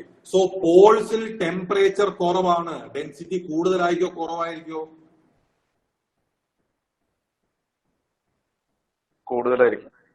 കൂടുതലായിരിക്കും. താഴേക്ക് വരാനല്ലേ ടെൻഡൻസി. അപ്പൊ പോൾസില് ട്രോപ്പോസ്ഫിയറിന്റെ ഭാഗത്തുള്ള എയർ എന്ന് പറഞ്ഞാൽ 80 കിലോമീറ്റർ വരെ പൊന്തുള്ളൂ, പിന്നെ മുകളിലേക്ക് പൊന്തില്ല, ഡെൻസിറ്റി കൂടുതലാണ്. ഇക്വേറ്ററിൽ പക്ഷെ ഡെൻസിറ്റി കുറവാ, അവര് 18 കിലോമീറ്റർ വരെ പൊന്തും. അപ്പോൾ അതാണ് ഈ സ്ലാൻഡിംഗ് ലൈനിന്റെ കാരണം. അല്ലെങ്കിൽ this is the cause of height difference of troposphere in poles and equator. മനസ്സിലായോ? ഞാൻ പറഞ്ഞത് മനസ്സിലായോ? ഓക്കെ, അപ്പൊ ഇതാണ് ജോഗ്രഫി പഠിക്കേണ്ട ഒരു രീതി. ബൈ ഹാർട്ട് പഠിക്കാതെ കൺസെപ്റ്റ്സ് പഠിക്കുക. ഇപ്പോ നമ്മൾ ടെമ്പറേച്ചറിൽ നിന്ന് വോളിയത്തിലേക്ക്, വോളിയത്തിൽ നിന്ന് ഡെൻസിറ്റി, ഡെൻസിറ്റിയിൽ നിന്ന് ആ ഇക്വേറ്ററിന്റെ ട്രോപ്പോസ്ഫിയർ ഹൈറ്റിലേക്ക് എത്തിയപ്പോ കൺസെപ്റ്റ് ക്ലിയർ ആയി. നിങ്ങൾ അതിന് മറക്കില്ല. അത് എന്തുകൊണ്ടാണെന്നുള്ള ഐഡിയ കിട്ടി. ഓക്കെ, അല്ലാതെ ചുമ്മാ കാണാതെ പഠിച്ചാൽ അതൊന്നും കുറച്ച് മറന്നു പോകും, അല്ലെങ്കിൽ കൺഫ്യൂഷൻ ആവും. ഓക്കെ, സോ അങ്ങനെ പഠിക്കാൻ ശ്രമിക്കാം. അപ്പൊ ഇത്രയും കാര്യങ്ങൾ മനസ്സിലായി. ടെമ്പറേച്ചർ കൂടുമ്പോൾ ഡെൻസിറ്റി കുറയും, എയർ മുകളിലേക്ക് പോകും. ടെമ്പറേച്ചർ കുറയുമ്പോൾ ഡെൻസിറ്റി കൂടും, എയർ താഴേക്ക് പോകും. ഓക്കെ, ഇത്രയും കാര്യങ്ങൾ നിങ്ങൾക്ക് മനസ്സിലായി ഞാൻ വിചാരിക്കുന്നു. ആർക്കും സംശയമൊന്നുമില്ലല്ലോ? സംശയം ഉണ്ടോ ആർക്കെങ്കിലും? സംശയമുണ്ടോ ആർക്കെങ്കിലും?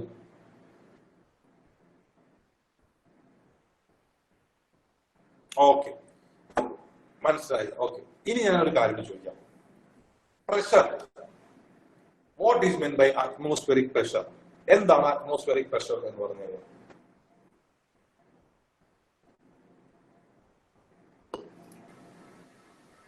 എയർ കോളത്തിന്റെ മേലെ എക്സേർട്ട് ചെയ്യുന്ന ഫോഴ്സ്. മനസ്സിലായി? ഒന്നും പറയൂ, ക്ലിയർ ആയി. എയർ കോളത്തിന്റെ മേലെ എക്സേർട്ട് ചെയ്യുന്ന ഫോഴ്സ് യൂണിറ്റ് ഏരിയയില്. എയർ കോളത്തിന് മേളിൽ. ഓക്കെ, അതായത് it's the air, it's the pressure applied by atmosphere on earth. അതായത് അറ്റ്മോസ്ഫിയറിലെ എർത്തില് അപ്ലൈ ചെയ്യുന്ന പ്രഷറിനെയാണ് നമ്മൾ എന്ത് പറയാം? അറ്റ്മോസ്ഫിയറിക് പ്രഷർ എന്ന് പറയാം. Okay, simple term. അതായത് ഇത് എയർ കോളം സർഫസ് ആണെങ്കിൽ ഈ എയർ കോളം എത്രത്തോളം പ്രഷർ നമ്മുടെ ഈ സർഫസിലേക്ക് അപ്ലൈ ചെയ്യുന്നുണ്ട്, അതിനെ നമ്മൾ എന്ത് പറയാം? അറ്റ്മോസ്ഫിയറിക് പ്രഷർ എന്ന് പറയാം. സോ ഒന്ന് ആലോചിക്കാം. ഇക്വേറ്റോറിൽ ഡെൻസിറ്റി കുറവായതുകൊണ്ട് എയർ മുകളിലേക്ക് റൈസ് ചെയ്യാൻ ടെൻഡൻസി പഠിച്ചു. പോൾസില് ഡെൻസിറ്റി കൂടുതലായതുകൊണ്ട് താഴേക്ക് വരാനും ടെൻഡൻസി പഠിച്ചു. മുകളിൽ എയർ മുകളിലേക്ക് പോകുന്നിടത്തേക്കാണോ താഴേക്ക് വരുന്നിടത്താണോ അറ്റ്മോസ്ഫിയറിക് പ്രഷർ കൂടുതലായിരിക്കാം? പറയൂ. താഴോട്ട് വരുന്നിടത്ത്. സോ എയർ മുകളിലേക്ക് പോകുന്ന സ്ഥലത്തേക്കാണെങ്കിൽ പ്രഷർ കുറവായിരിക്കും. കാരണം താഴേക്ക് അപ്ലൈ ചെയ്യുന്നതിനാണ് നമ്മൾ അറ്റ്മോസ്ഫിയറിക് പ്രഷർ എന്ന് പറയുന്നത്. ഇവന് മുകളിലേക്ക് പോകാൻ ടെൻഡൻസി, താഴേക്ക് ഒരു സ്ഥലമൊന്നും ഉണ്ടാവില്ല. സോ പോൾസിൽ അറ്റ്മോസ്ഫിയറിക് പ്രഷർ കൂടുതലായിരിക്കും, ഇക്വേറ്ററിലെ അറ്റ്മോസ്ഫിയറിക് പ്രഷർ കമ്പാരിറ്റീവ്ലി കുറവായിരിക്കും. അപ്പൊ ഈ റിലേഷൻ പഠിച്ചിട്ട് ടെമ്പറേച്ചർ, ഡെൻസിറ്റി, പ്രഷർ, ഈ 3 റിലേഷൻസ് പഠിച്ചു കഴിഞ്ഞാൽ ജോഗ്രഫിയിലെ ക്ലൈമറ്റിന്റെ ഏറ്റവും ഇമ്പോർട്ടന്റ് ആയ ഭാഗങ്ങൾ പലതും ഇത് അപ്ലൈ ചെയ്യാൻ പറ്റും. സോ ഈ കാര്യങ്ങളൊന്ന് മനസ്സിൽ വെക്കാം. ഓക്കെ, സോ നമ്മൾ ട്രോപ്പോസിന്റെ ക്വസ്റ്റ്യൻ പറഞ്ഞു തുടങ്ങിയതല്ലേ. അപ്പൊ ഇത്രയും കൺസെപ്റ്റ് ഒന്ന് മനസ്സിൽ വെക്കുക. യെസ്, ട്രോപ്പോസിലേക്ക് തിരിച്ചു പോകാം.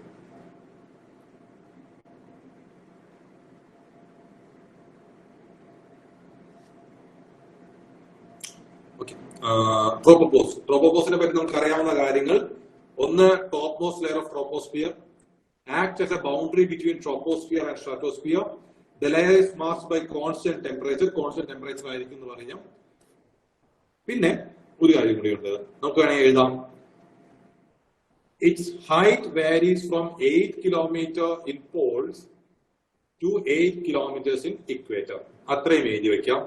എന്നിട്ട് ഒരു ഫിഗറും കൂടി വരയ്ക്കാം. എങ്ങനെ വരയ്ക്കാം? ട്രോപ്പോസ്ഫിയർ, സ്ട്രാറ്റോസ്ഫിയർ, ഇതിവിടെ നിന്ന് മാർക്ക് ചെയ്യാം. ഇതിനെ ട്രോപ്പോപോസ് എന്ന് മാർക്ക് ചെയ്യാം. ഇത് 8 കിലോമീറ്റർ, ഇത് 18 കിലോമീറ്റർ, ഇവിടെ പോൾസ്, ഇവിടെ ഇക്വേറ്റർ. അത്രയും മാർക്ക് ചെയ്ത് കഴിഞ്ഞാൽ നിങ്ങൾക്ക് 2 മാർക്ക് നല്ല ഭംഗിയായിട്ട് നിങ്ങളുടെ ബാഗിലേക്ക് വരും. Okay, that is troposphere. Sorry, tropopause. അടുത്ത ഒരു 2 മാർക്ക് ക്വസ്റ്റ്യൻ ആയിട്ട് കൊടുത്തിരിക്കുന്നത് മീസോസ്ഫിയർ. മീസോസ്ഫിയറിനെ പറ്റി എഴുതാനാണ്. മീസോസ്ഫിയറിനെ പറ്റി കുറച്ച് പോയിന്റ്സ് ഒന്ന് അറിഞ്ഞിരിക്കണം. ഹൈറ്റ് 50 to 80 kilometers ആണ് മീസോസ്ഫിയർ ഉള്ളത്. Temperature drop with increasing altitude to the mesopause. അതായത് മീസോസ്ഫിയറിൽ നമ്മൾ മുകളിലേക്ക് പോകുന്തോറും ടെമ്പറേച്ചർ കുറയും. ഇത് അറ്റ്മോസ്ഫിയറിന്റെ ടോപ്പിക്സ് 2 മാർക്ക്, 5 മാർക്ക്, 10 മാർക്ക്, അത് കംപ്ലീറ്റ്ലി നമ്മൾ ഡിസ്കസ് ചെയ്യുമ്പോൾ ആ ഒരു ഭാഗം കംപ്ലീറ്റ് ആവുള്ളൂ കേട്ടോ. അപ്പൊ 2 മാർക്കിൽ നിങ്ങൾക്ക് മനസ്സിലാത്ത ചില കാര്യങ്ങൾ 5 മാർക്ക് വരുമ്പോൾ കൂടുതൽ മനസ്സിലാവും. അപ്പോൾ നമുക്ക് കുറച്ച് ഡീറ്റെയിൽ ഡിസ്കസ് ചെയ്യും. അല്ലെങ്കിൽ 5 മാർക്ക് മനസ്സിലാത്ത 10 മാർക്കിൽ നിങ്ങൾക്ക് മനസ്സിലാവും. So don't worry about that. And mesopause, or the upper boundary of mesosphere, is the coldest place on Earth and have an average temperature of around -85 degrees Celsius. Most of the meteors, എന്താ meteors എന്ന് പറഞ്ഞാൽ ആരെങ്കിലും പറയാമോ? meteors എന്താ meteors എന്ന് പറഞ്ഞു കഴിഞ്ഞാൽ?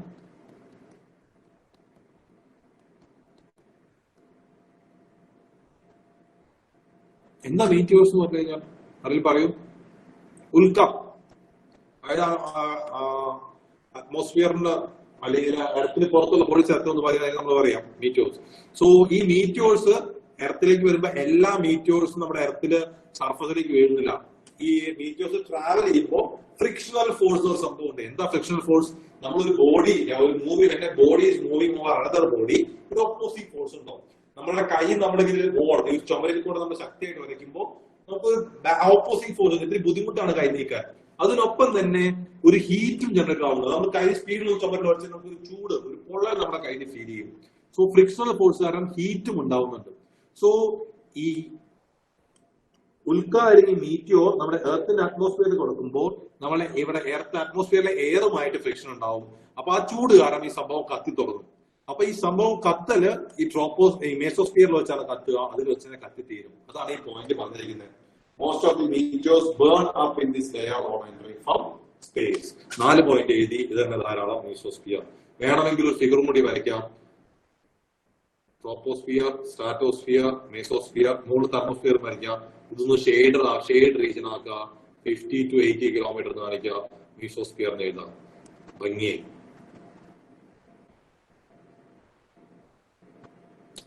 Next, atmospheric escape. എന്താണ് അറ്റ്മോസ്ഫിയറിക് എസ്കേപ്പ്? മിക്കവർക്കും അങ്ങനെ കൃത്യമായിട്ട് നമ്മൾ അറിയണമെന്നും ആയിരിക്കില്ല. പക്ഷെ എന്തായിരിക്കും അറ്റ്മോസ്ഫിയറിക് എസ്കേപ്പ് എന്ന് പറഞ്ഞാൽ പറയാമോ ആരെങ്കിലും?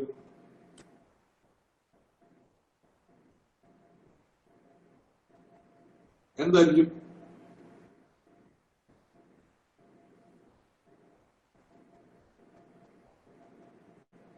ഓക്കെ,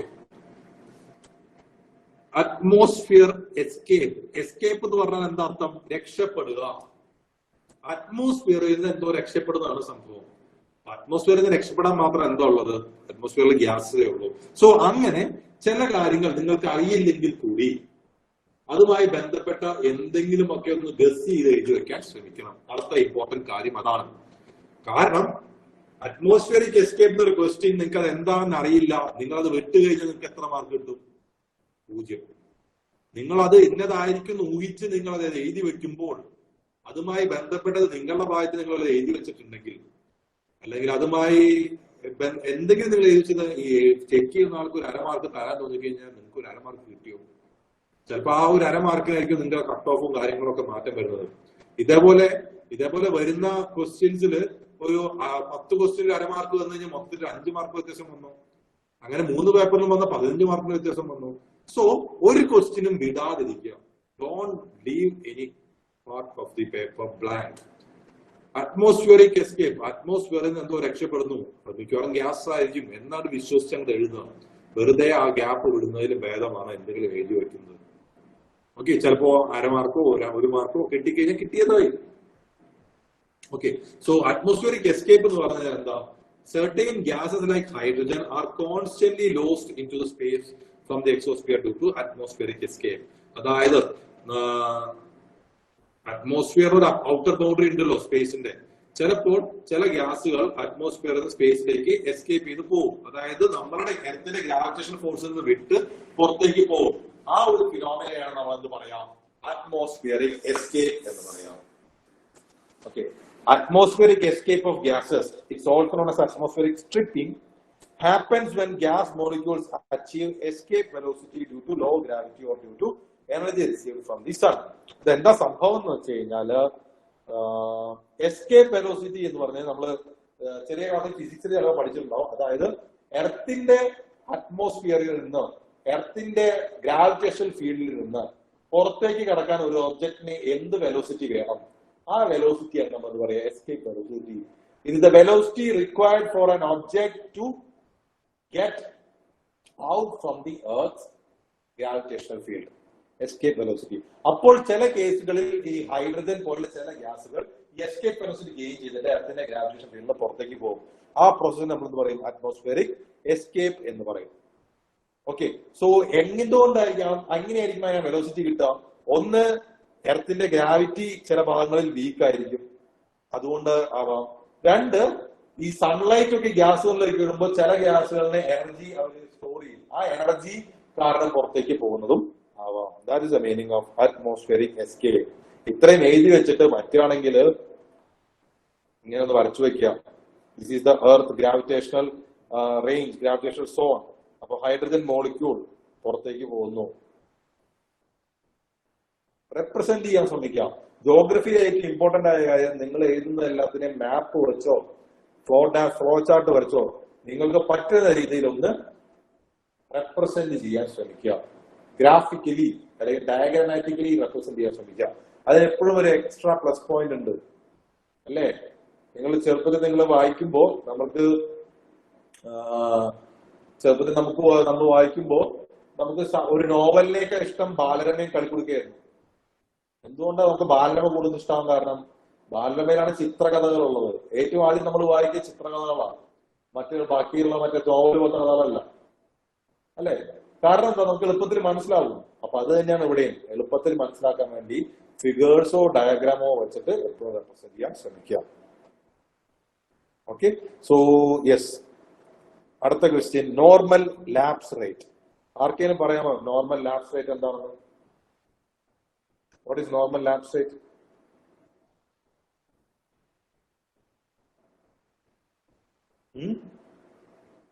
അത് ഇത്തിരി ഫാക്ച്വൽ ആണ്. You either know the answer or you don't know. അതിനെപ്പറ്റി ഗസ് ചെയ്യാനും പറ്റില്ല. അറിയാമെങ്കിൽ എഴുതാം, അറിയില്ലെങ്കിൽ എഴുതണ്ട. അപ്പൊ അങ്ങനത്തെ ചില കാര്യങ്ങളുണ്ട്. സോ അതിന്റെ കാര്യങ്ങൾ അറിയാം. സോ ഞാൻ ഈ പറയുന്ന ക്വസ്റ്റ്യൻസിന്റെ കണ്ടന്റ് നിങ്ങൾ ശ്രദ്ധിക്കണം. Normal lapse rate. അപ്പോ നോർമൽ ലാപ്സ് റേറ്റ് എന്താണെന്ന് ഞാൻ എക്സ്പ്ലെയിൻ ചെയ്യാം. അപ്പോ ഞാൻ നമ്മൾ കുറച്ച് കാര്യങ്ങളൊക്കെ ചോദിക്കട്ടെ. ഞാൻ ആ സ്ക്രീൻ ഷെയറിംഗ് ഓഫ് ആക്കാം. Okay, temperature difference between 1 kilometre. Okay, അറിയാം. Okay, good. So normal lapse, ഞാൻ ഒരു സംശയം ചോദിക്കട്ടെ. നമ്മുടെ സോഴ്സ് ഓഫ് ഹീറ്റ് ഏതാണ്? What is source of heat for the people on earth? പറയൂ, അല്ലൊന്ന് പറയാമോ? What is source of heat? Sun. Okay, good, sun. നമ്മുടെ സോഴ്സ് ഓഫ് ഹീറ്റിന് അടുത്തേക്ക് നമ്മൾ പോകുമ്പോൾ ചൂട് കുറയണോ, നമുക്ക് ഫീൽ ചെയ്യുന്ന ഹീറ്റ് കൂടാണോ കുറയണോ ചെയ്യുന്നത്? What will happen to the heat when we are moving towards the source of heat? Will it increase or decrease? Increase. Yes. Of course. നമ്മളൊരു ക്യാമ്പ് ഫയറിൽ ഇരിക്കുമ്പോൾ നമ്മൾ നടുക്ക് ഫയർ വെച്ചിട്ട് നമ്മൾ അതിന് ചുറ്റും ഇരിക്കുകയാണ്. അതാണ് ഫയർ, ക്യാമ്പ് ഫയർ ആണ് നമ്മുടെ സോഴ്സ് ഓഫ് ഹീറ്റ്. നമ്മൾ അതിനടുത്തേക്ക് പോകുമ്പോൾ we are feeling more heat. അല്ലെങ്കിൽ വീട്ടിൽ അടുക്കളയിലൊക്കെ കയറാറുണ്ടെങ്കിൽ അടുപ്പ് എത്തിക്കുമ്പോൾ അടുപ്പിനടുത്തേക്ക് we are feeling more heat അല്ലെ? അപ്പോൾ നിങ്ങൾ പറഞ്ഞ സോഴ്സ് ഓഫ് ഹീറ്റ് സണ്ണാണെന്ന്. അപ്പോൾ നമ്മൾ സണ്ണിനടുത്തേക്ക് പോകുമ്പോൾ we should be feeling more heat. പക്ഷേ നമ്മൾ ഹൈറ്റ് കൂടിയ സ്ഥലങ്ങളിൽ, ഓൾട്ടിറ്റ്യൂഡ് കൂടിയ സ്ഥലങ്ങളിൽ, ഫോർ എക്സാമ്പിൾ മൂന്നാർ, കുളു മണാലി അല്ലെങ്കിൽ താമരശ്ശേരി, ഈ സ്ഥലങ്ങളിലേക്കൊക്കെ പോകുമ്പോൾ, അതായത് നമ്മൾ ഓൾട്ടിറ്റ്യൂഡ് ആണ് പോകുന്നത്, നമ്മുടെ നോർമൽ ലെവലിൽ നിന്നും കുറച്ച് ഉയരം കൂടിയ ഹില്ലി റീജിയൻസിലേക്ക് പോവുകയാണ്. ദാറ്റ് മീൻസ് ഇവിടെ നിൽക്കുന്ന മുകളിൽ നിൽക്കുന്ന സൺ, ഇത് സണ്ണാണെന്ന് വിചാരിക്കാം, ഇത് ഗ്രൗണ്ട് ആണെന്ന് വിചാരിക്കാം. ഗ്രൗണ്ടിൽ നിന്ന് കുറച്ച് ഉയരത്തിലേക്ക് നമ്മൾ പോകുമ്പോൾ we are moving near to sun. പക്ഷെ അവിടെയൊക്കെ തണുപ്പല്ലേ? അതെന്താ? Why is it so? You said that sun is our source of heat. You also said that when we are moving towards source of heat, the temperature should be increasing. But when we are moving towards the source of heat, sun, or when we are moving up, or when we are moving to a hill station, the temperature is decreasing. Why? പറയാമോ ആരെങ്കിലും?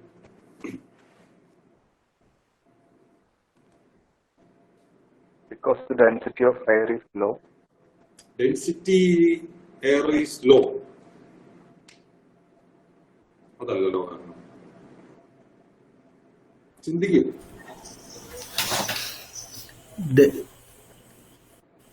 Day ടൈമില് ഹില്ലേരിയുടെ സ്ലോപ്പിലാണ് Valley ഫ്ലോറിനേക്കാൾ കൂടുതൽ സൂര്യപ്രകാശം കിട്ടുക heat ആവുമ്പോ.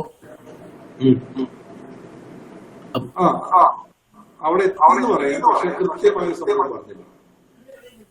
Yes, terrestrial radiation, അതാണ് അതിന് ശരിയായ വാക്ക്. ആ വാക്ക് അപ്പൊ നിങ്ങൾ ഇപ്പൊ NCERT SCERT വായിക്കാവുന്നതിന്റെ ഇമ്പോർട്ടൻസ് ഞാൻ പറയാൻ വേണ്ടി ഞാൻ ഇത്രയും പറഞ്ഞത്. ഓക്കെ, സോ നമുക്കറിയാം എന്താണ് അത്, എന്തുകൊണ്ടായിരിക്കും നമുക്ക് ചിന്തിക്കുമ്പോൾ അപ്പൊ നമുക്ക് റെപ്രസെന്റ് ചെയ്യാൻ പറ്റില്ല. അതിന് ഏക വാക്ക് അല്ലെങ്കിൽ അതിന്റെ ബെസ്റ്റ് ടേം ആണ് ടെറസ്ട്രിയൽ റേഡിയേഷൻ. NCERT കൊടുത്തിരിക്കുന്ന വാക്കാണ്. ഓക്കെ, ഞാൻ എന്താണ് എക്സ്പ്ലെയിൻ ചെയ്യാം. ടെറസ്ട്രിയൽ റേഡിയേഷൻ എന്ന് പറഞ്ഞു കഴിഞ്ഞാൽ നമ്മൾ ഫീൽ ചെയ്യുന്ന ഹീറ്റ് എന്ന് പറഞ്ഞു കഴിഞ്ഞാൽ സൂര്യനിൽ നിന്ന് വരുന്ന ലോങ് വേവ് റേഡിയേഷൻ ഭൂമിയുടെ സർഫസിൽ തട്ടുന്നു, ഭൂമി ആ ഹീറ്റിനെ തിരിച്ച് റേഡിയേറ്റ് ചെയ്യുന്നു. ഷോർട്ട് വേവ് ആയിട്ട്, ലോങ് വേവ് വരുന്നു, ഷോർട്ട് വേവ് ആയിട്ട് തിരിച്ച് റേഡിയേറ്റ് ചെയ്യുന്നു. ആ ഭൂമിയിൽ നിന്ന് തിരിച്ച് റേഡിയേറ്റ് ചെയ്യുന്ന ഹീറ്റാണ് നമ്മൾക്ക് കൂടുതലായിട്ട് ഫീൽ ചെയ്യുന്നത്. നമുക്ക് കൂടുതൽ ഫീൽ ചെയ്യുന്ന സണ്ണിൽ നിന്ന് വരുന്ന ഡയറക്റ്റ് വരുന്നതല്ല. The sunlight after hitting the surface of Earth, it reflects back, it radiates back. അതിനെയാണ് നമുക്ക് കൂടുതൽ ഫീൽ ചെയ്യുന്ന ഹീറ്റ്. സോ ആ പ്രോസസ്സിനെ നമ്മൾ വിളിക്കുന്ന പേരാണ് extra terrestrial radiation. Extra, EXTRA, terrestrial, TERRESTRIAL, terrestrial radiation. Okay, അപ്പൊ അതുകൊണ്ടാണ് അപ്പൊ ഭൂമിയുടെ സർഫസിൽ നിന്ന് ഹീറ്റ് റിഫ്ലക്ട് ചെയ്യുമ്പോൾ ഇതാണ് നമ്മുടെ സോഴ്സ് ഓഫ് ഹീറ്റ്. അപ്പൊ അതുകൊണ്ടാണ് നമ്മൾ ഉയരത്തിലേക്ക് പോകുമ്പോഴും ടെമ്പറേച്ചർ കുറയുന്നതായിട്ട് ഫീൽ ചെയ്യുന്നത്. പറഞ്ഞാൽ മനസ്സിലായോ? So source of heat is sun, but the major source that we feel is due to the extra terrestrial radiation. So നമ്മൾ മുകളിലേക്ക് പോകുന്നതോറും ടെമ്പറേച്ചർ കുറയുന്നു. So as we are moving upwards temperature decreases. ഇത് മറ്റൊരു question answer കൂടിയാണ്. Why the temperature decreases as we are moving upwards എന്നൊരു question വന്നു കഴിഞ്ഞാൽ അതിന് ആൻസർ ചെയ്തേണ്ട ഒരു കൺസെപ്റ്റും കൂടിയാണ്. അപ്പൊ അതൊക്കെ ഒന്ന് എഴുതിയെടുക്കുക. ഓക്കെ, സോ യെസ്, അപ്പൊ അതാണ് സംഭവം. സോ ഇവിടെ നോർമൽ ലാപ്സ് റേറ്റ് എന്ന് പറഞ്ഞു കഴിഞ്ഞാൽ റേറ്റ് ആണ്. എന്തിന്റെയോ rate. It is the rate of change in temperature as we are moving upwards. നമ്മൾ മുകളിലേക്ക് പോകുന്നതോറും ടെമ്പറേച്ചർ കുറയും എന്ന് പറഞ്ഞു. എന്താണ് ആ കുറയുന്നതിന്റെ rate? How much it decreases? അല്ലെങ്കിൽ 1 കിലോമീറ്റർ നമ്മൾ മുകളിലേക്ക് പോകുമ്പോൾ ടെമ്പറേച്ചറിൽ എത്ര ഡിഫറൻസ് വരുന്നു? അതാണ് normal lapse rate. It is the rate of change in temperature as we are moving upwards in the atmosphere. Okay, normally normal lapse rate എന്ന് പറഞ്ഞാൽ -6.5 degree Celsius per kilometre. -6.5 degree Celsius per kilometre. അതാണ് എന്താ ടെമ്പറേച്ചറിന്റെ normal lapse rate. അതായത് നമ്മൾ 1 kilometre ഉയരത്തിലേക്ക് പോകുമ്പോൾ 6.5 degree Celsius വെച്ച് കുറയുന്നുണ്ട്. എർത്തിന്റെ സർഫസിൽ ഇവിടെ 36.5 ഡിഗ്രി സെൽഷ്യസ് ആണ് ടെമ്പറേച്ചർ എങ്കിൽ ഇത് 1 കിലോമീറ്റർ ദൂരെ 30 ഡിഗ്രി ആയിരിക്കും. അതിനും 1 കിലോമീറ്റർ ദൂരെ 23.5 ഡിഗ്രി ആയിരിക്കും. So for every kilometre as we are moving upwards, the temperature decreases by 6.5 degree Celsius. അതാണ് നോർമൽ ലാപ്സ് റേറ്റ്. ഞാൻ പറയുന്നത് മനസ്സിലാവുന്നുണ്ടോ? മനസ്സിലായോ എല്ലാവർക്കും?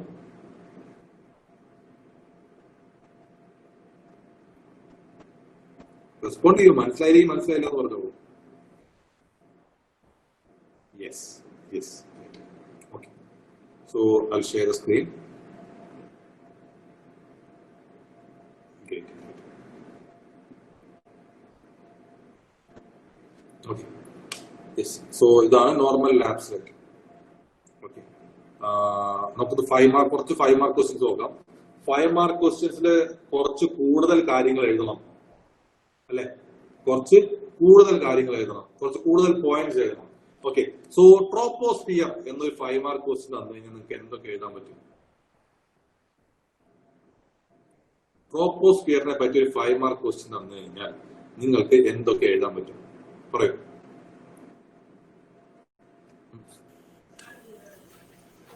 ഒരു 50 വേർഡ്സ് എഴുതണം. അതായത് നമുക്കൊരു 5 or 6 പോയിന്റ്സ് എഴുതണം. Lowest layer of atmosphere. Yes, it is the lowest layer of atmosphere. Nearest to the earth. അത് ലോവസ്റ്റ് ലെയർ എന്ന് പറയുമ്പോൾ നിയറസ്റ്റ് ടു എർത്ത് ആയിരുന്നു. As height increases, temperature decreases. Okay. പിന്നെ എന്താ പറയുള്ളൂ? പോയിന്റ്സ് പറയൂ.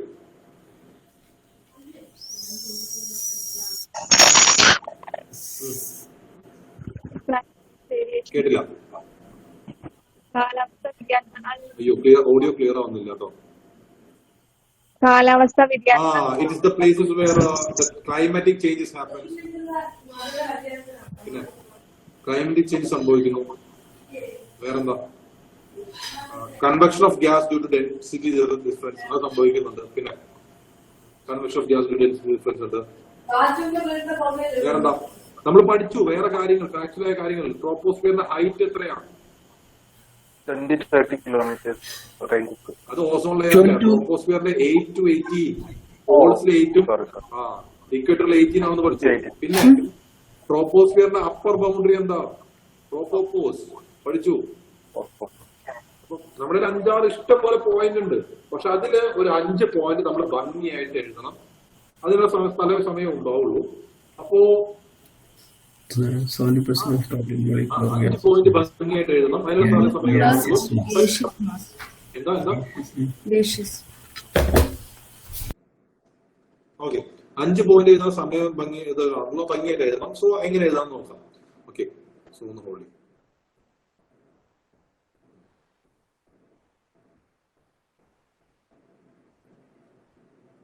ഓക്കെ. സോ നമുക്കറിയാം 8 to 18 കിലോമീറ്റേഴ്സ് ആണ്.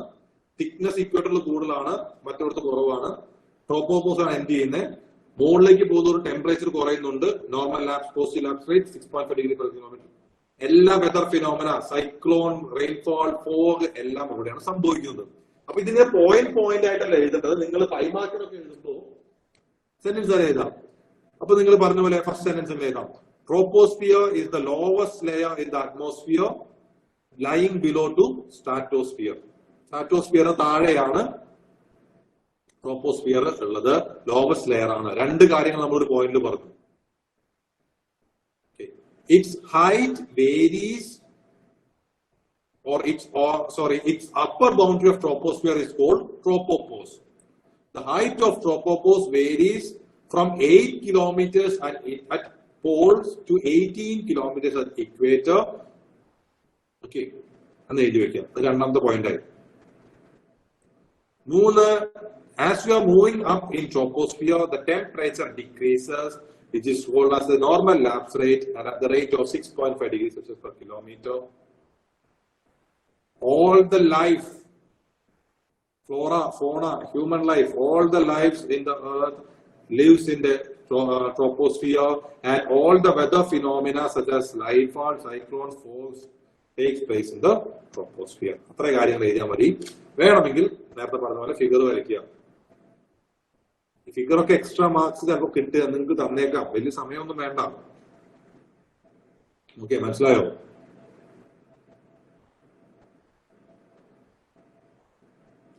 അത് ട്രോപ്പോസ്ഫിയറിനെ പറ്റിയാണെങ്കിൽ അങ്ങനെ. അടുത്തത് സ്ട്രാറ്റോസ്ഫിയറിനെ പറ്റിയാന്ന് വിചാരിക്കാം. എന്ത് എഴുതാൻ പറ്റും സ്ട്രാറ്റോസ്ഫിയറിനെ പറ്റി? നിങ്ങൾക്ക് അറിയാവുന്നവർക്ക് പോയിന്റ്സ് പറട്ടെ. സ്ട്രാറ്റോസ്ഫിയറിനെ പറ്റി നിങ്ങൾക്ക് അറിയാവുന്ന പോയിന്റ്സ് പറട്ടെ. നമുക്ക് ആൻസർ ആക്കാം. ലെയറിന്റെ പ്രസൻസ്. കേട്ടില്ല. ഓസോൺ ലെയറിന്റെ പ്രസൻസ് ഉണ്ട്. പിന്നെ height increases, temperature decreases. Ozone ലെയറിൽ അങ്ങനെയാണെന്ന് ആരാ പറഞ്ഞത്? സോറി, സ്ട്രാറ്റോസ്ഫിയറിൽ അങ്ങനെയാണെന്ന് ആരാ പറഞ്ഞത്? അങ്ങനെയല്ല. ഓസോൺ ലെയർ പ്രസന്റ് ഉണ്ട്. യെസ്. ആഫ്റ്റർ ട്രോപ്പോസ്ഫിയർ ആണ്. Jet propulsion. പിന്നെ പോയിന്റ്സ് വരട്ടെ.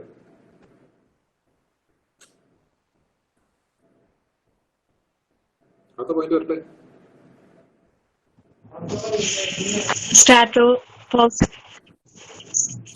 സ്ട്രാറ്റോപോസ് ആണ് അപ്പർ ബൗണ്ടറി. Very good. പിന്നെ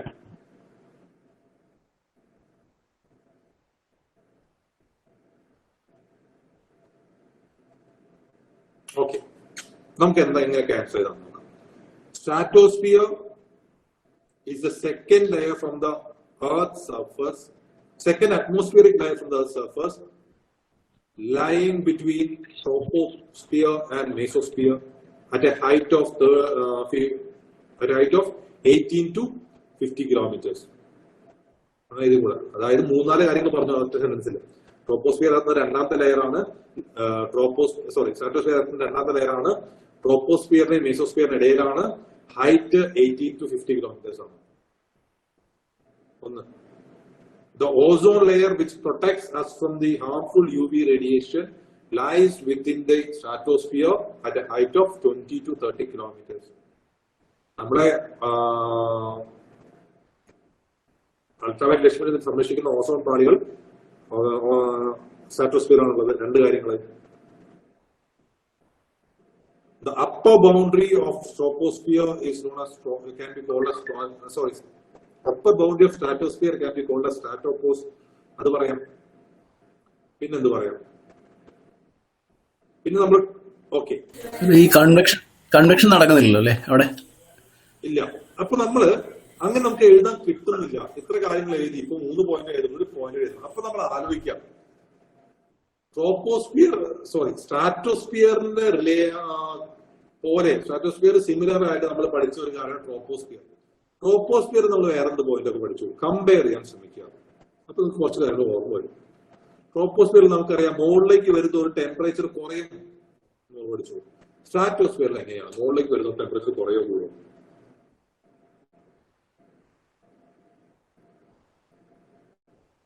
യെസ്, ഡിഫറൻസ് ഉണ്ട്. Stratosphere, as you are moving upwards, temperature increases. ട്രോപ്പോസ്ഫിയറിൽ എന്തുകൊണ്ടാണ് മുകളിലേക്ക് പോകുന്ന ഒരു ടെമ്പറേച്ചർ കുറയുന്നത് നമ്മൾ പഠിച്ചു. സ്ട്രാറ്റോസ്ഫിയറിൽ എന്തുകൊണ്ടാണ് മുകളിലേക്ക് പോകുന്ന ടെമ്പറേച്ചർ കൂടുന്നത്? കാരണം ഓസോൺ ലെയറാണ്. ഓസോൺ ലെയർ ഹാർംഫുൾ UV റേഡിയേഷനെ അബ്സോർബ് ചെയ്യുമെന്ന് ഞാൻ പറഞ്ഞു. നമുക്കറിയാം, harmful UV radiation absorb by the ozone layer. ഈ അബ്സോർബ് ചെയ്യുന്ന energy can neither be created nor be destroyed എന്നാണ്. എനർജി ഒരു ഫോമിൽ നിന്ന് മറ്റൊരു ഫോമിലേക്ക് മാറ്റാം, പക്ഷെ നശിപ്പിക്കാൻ പറ്റില്ല പറയാം. നമ്മൾ സൈക്കിളിൽ ഡൈനാമോ അല്ലെങ്കിൽ സ്വിച്ച് ഇടുമ്പോൾ ബൾബ് എത്തുന്നു. ഇലക്ട്രിക് എനർജിനെ light and heat energy convert ചെയ്യണം. So there is only conversion taking place and not destruction. Similarly ozone layer, ultraviolet റേസിലുള്ള എനർജി നമ്മുടെ ഓസോൺ ലെയർ അട്രാക്ട് ചെയ്യുമ്പോൾ അവർക്ക് ആ എനർജീനെ എങ്ങനെയെങ്കിലും പുറത്തേക്ക് കളയണം. So they dissipate that energy in the form of heat. Or UV rays absorb in the ozone layer. Our heat in our energy in a heat can dissipate. So ozone layer chutumulla bhagam temperature koodum.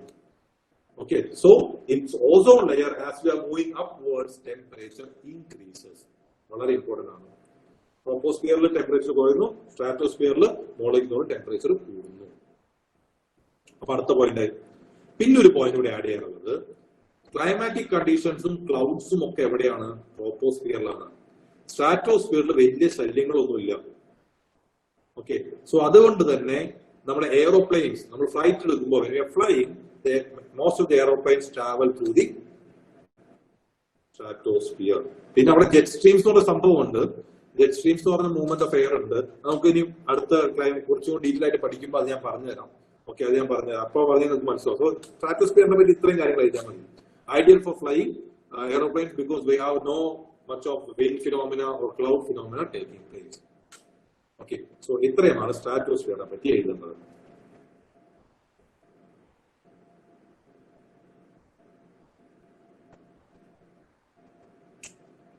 Stratosphere.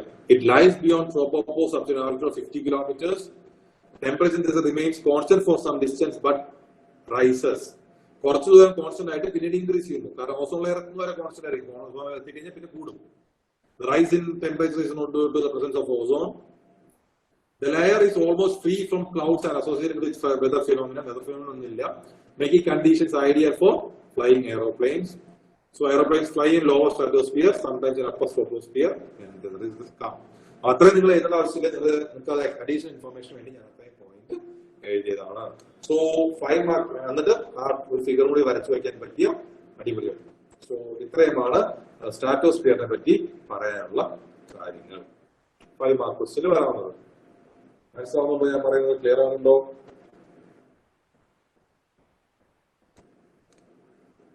Clear ആവുന്നുണ്ടോ? ഇന്നത്തെ കാലത്ത് എന്താ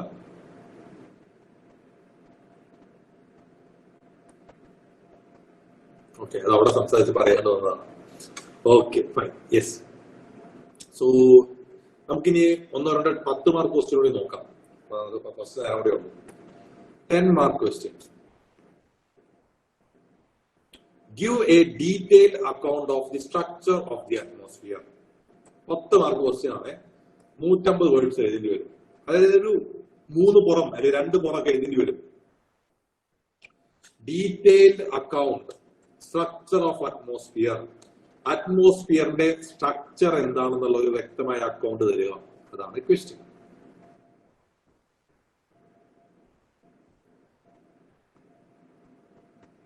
എങ്ങനെ നമുക്കത് എഴുതാൻ പറ്റും പറയൂ. അപ്പൊ നോക്കൂ, ഇങ്ങനെ ഒരു ക്വസ്റ്റ്യൻ വരുമ്പോ നമ്മൾ ഓൾറെഡി 2 മാർക്ക് 5 മാർക്ക് ക്വസ്റ്റ്യനുകളിൽ നമ്മൾ ഓൾറെഡി എന്താണ് ട്രോപ്പോസ്ഫിയർ, എന്താണ് മീസോസ്ഫിയർ എന്ന് പഠിച്ചിട്ടുണ്ട്, എന്താണ് ട്രോപ്പോസ്ഫിയർ എന്ന് പഠിച്ചിട്ടുണ്ട്, എന്താണ് സ്ട്രാറ്റോസ്ഫിയർ എന്ന് പഠിച്ചിട്ടുണ്ട്, ആൻഡ് മേസോസ്ഫിയർ എന്താന്ന് പഠിച്ചിട്ടുണ്ട്, തെർമോസ്ഫിയർ എന്താന്ന് പഠിച്ചിട്ടില്ല. ഓക്കെ, സോ ഇത്രയും കാര്യം നമ്മൾ ഓൾറെഡി പഠിച്ചിട്ടുണ്ട്. സോ നമുക്ക് നമ്മുടെ ചോദ്യം എന്താ? Detail account of structure of atmosphere. അതാണ് നമ്മളുടെ ചോദ്യം. സോ നമ്മളത് എങ്ങനെ എഴുതാം? എന്താണ് അറ്റ്മോസ്ഫിയർ? 10 മാർക്ക് എസ്സേ പോലെ എഴുതണം. ഫസ്റ്റ് എന്താണ് അറ്റ്മോസ്ഫിയർ? ഒരു ലൈൻ കുറച്ച് എഴുതാം. Blanket of earth protect from harmful rays of sun അങ്ങനെ പറഞ്ഞ് ക്ലൈമറ്റ് ഒക്കെ മെയിൻറ്റെയിൻ ചെയ്യുന്ന എന്ന് പറഞ്ഞു ഒരു 2 വരി അറ്റ്മോസ്ഫിയറിന്റെ ഒരു ഇൻട്രൊഡക്ഷൻ. പിന്നെ സ്ട്രക്ചർ ഓഫ് അറ്റ്മോസ്ഫിയർ. എങ്ങനെ structure of atmosphere? The atmosphere of earth is divided into several layers എന്ന് പറയാം. എന്നിട്ട് ഒരു വേണമെങ്കിൽ ഒരു ഫ്ലോ ചാർട്ട് വരയ്ക്കാം. എങ്ങനെ atmospheric layers. ഒന്ന് ട്രോപ്പോസ്ഫിയർ, ഹൈറ്റ് എഴുതി വയ്ക്കുക 8 to 18. Stratosphere 18 to 50. Mesosphere 50 to 80 kilometers. Thermosphere more than 80 kilometers. എന്നിട്ട് ഈ സൈഡിൽ ഫിഗർ വരയ്ക്കുക. ഇങ്ങനെ troposphere, stratosphere, mesosphere, thermosphere.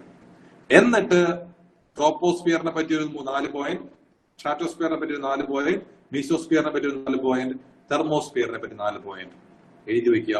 Essay ready. Conclude ചെയ്യാം.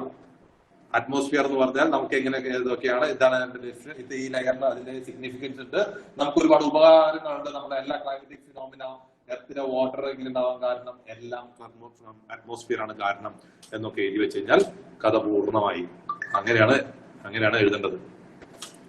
10 മാർക്ക് നമ്മൾ ഓൾറെഡി പഠിച്ച കാര്യങ്ങളെല്ലാം ഒന്ന് ഒരുമിച്ചാക്കി എഴുതുക. മനസ്സിലായോ? സ്ട്രക്ചർ നമ്മൾ പഠിച്ചിട്ടുണ്ട്. ഇതൊക്കെയാണ് സ്ട്രക്ചർ എന്നറിയാം. അതിൽ അടിയിൽ എന്തൊക്കെയാണ് കാര്യങ്ങൾ നമ്മൾ ഓൾറെഡി പഠിച്ചിട്ടുണ്ട്. അതൊക്കെ ഒരുമിച്ചാക്കി എഴുതി വെക്കും. ഓക്കെ, അപ്പോ ഇനി ഞാൻ ഒരു കുറച്ച് അനലിറ്റിക്കലായ, അത്ര കട്ട ഒരുപാട് ചിന്തിക്കണമെന്നല്ല, ചെറിയൊരു അനലിറ്റിക്കൽ ക്വസ്റ്റ്യൻ തരാം. നമുക്കത് എങ്ങനെയാ നമുക്ക് ഡിസ്കസ് ചെയ്ത് നോക്കാം. Next, discuss the significance of atmosphere in maintaining life on earth. ഇതാണ് ചോദ്യം. എന്താണ് ചോദ്യം? ഡിസ്കസ്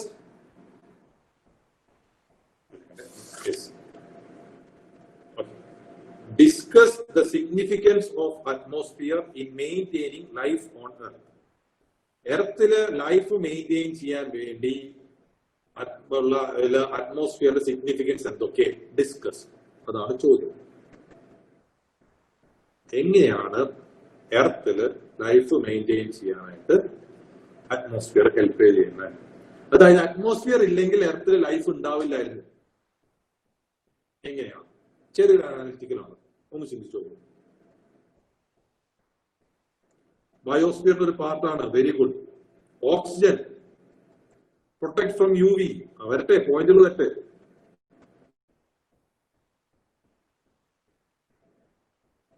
ആലോചിച്ച് നോക്കൂ, അറ്റ്മോസ്ഫിയർ ഉള്ളതുകൊണ്ട് എർത്തിലും അറ്റ്മോസ്ഫിയർ ഇല്ലാത്തതുകൊണ്ട് മൂടിലും തമ്മിലുള്ള വ്യത്യാസങ്ങൾ എന്തൊക്കെ?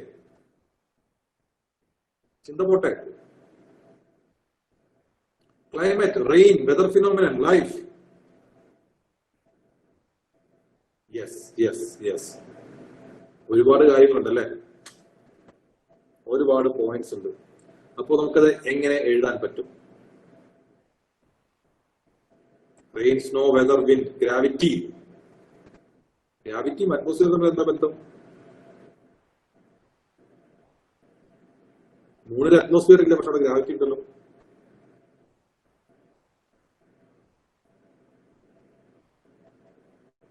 ഓക്കെ, നമുക്ക് നോക്കാം. ഞാൻ കുറച്ച് പോയിന്റ്സ് ഒക്കെ ഞാൻ എഴുതി വെച്ചിട്ടുണ്ട്, നമുക്ക് നോക്കാം. Heat regulation, good. ഓക്കെ, അപ്പൊ നമ്മൾ അങ്ങനത്തെ ഒരു ക്വസ്റ്റ്യൻ ആൻസർ ചെയ്യുമ്പോൾ ശ്രദ്ധിക്കേണ്ട ഒരു കാര്യം,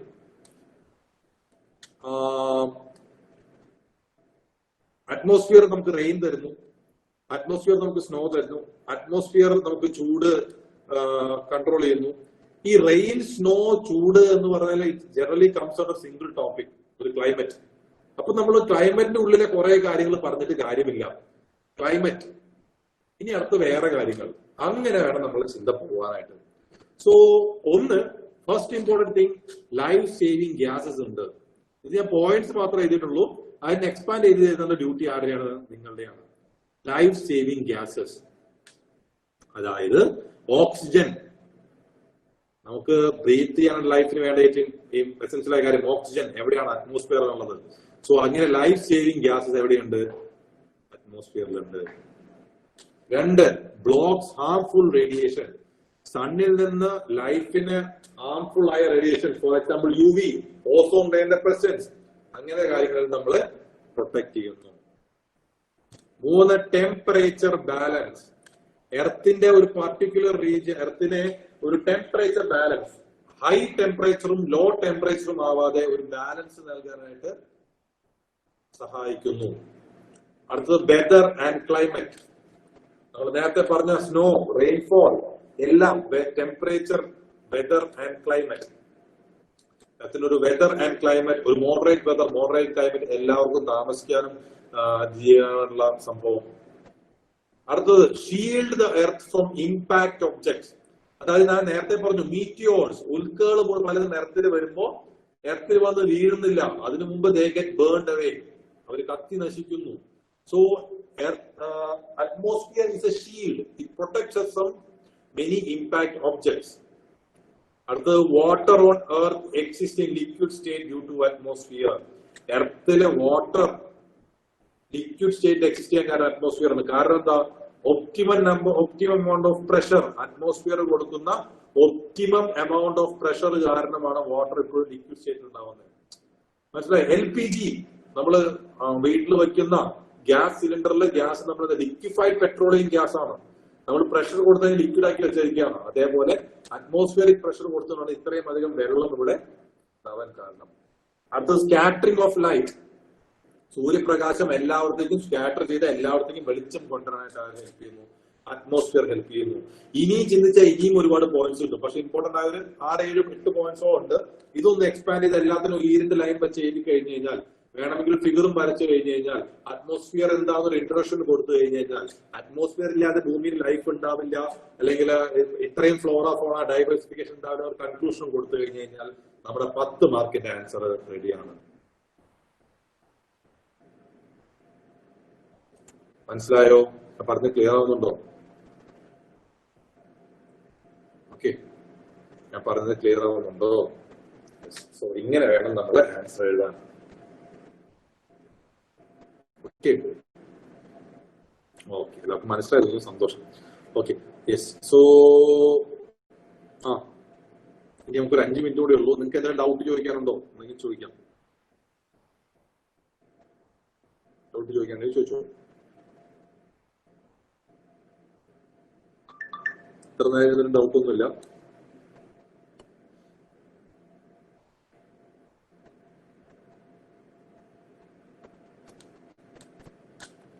ചോദിക്കൂ, ഡൗട്ട് ഉണ്ടെങ്കിൽ ചോദിക്കൂ.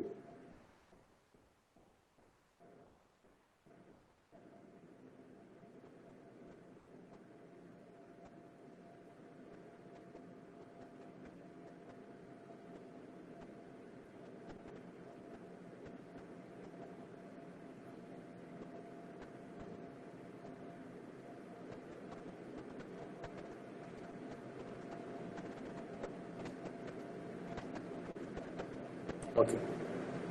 Yes. PPT ഷെയർ ചെയ്യോ? ഓക്കെ, അത് ഞാൻ ചോദിക്കട്ടെ. 5 മാർക്സ് പോയിന്റ്സ് മാത്രം മതിയോ? ഇൻട്രോ കൺക്ലൂഷൻ വേണോ? അത് നമുക്ക് ഇൻട്രോ കൺക്ലൂഷൻ ഒക്കെ നമുക്ക് ആ പോയിന്റ് ഫസ്റ്റ് സെന്റൻസ് എഴുതുമ്പോൾ അതിലൊരു ഇൻട്രൊഡക്ഷൻ ഇൻക്ലൂഡ് ചെയ്തിട്ട് ഒരു പോയിന്റ് പറയാൻ പറ്റിയാൽ വളരെ നന്നായിരിക്കും.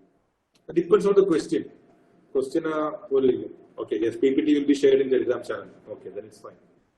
ഓക്കെ, ടെലിഗ്രാം ചാനൽ ഷെയർ ചെയ്യുന്നതായിരിക്കും. ഓക്കെ, സോ ഞാനൊരു 2 ക്വസ്റ്റ്യൻസ് തരാം, നിങ്ങളൊന്ന് എഴുതാൻ നോക്കാമോ? give you 2 questions. ഒരു 2 മാർക്ക് ക്വസ്റ്റ്യൻ ആണ്. Explain the term Karman line. KARMANLINE. Karman line. KARMANLINE. Karman line എന്താണെന്ന് എക്സ്പ്ലെയിൻ ചെയ്യാം.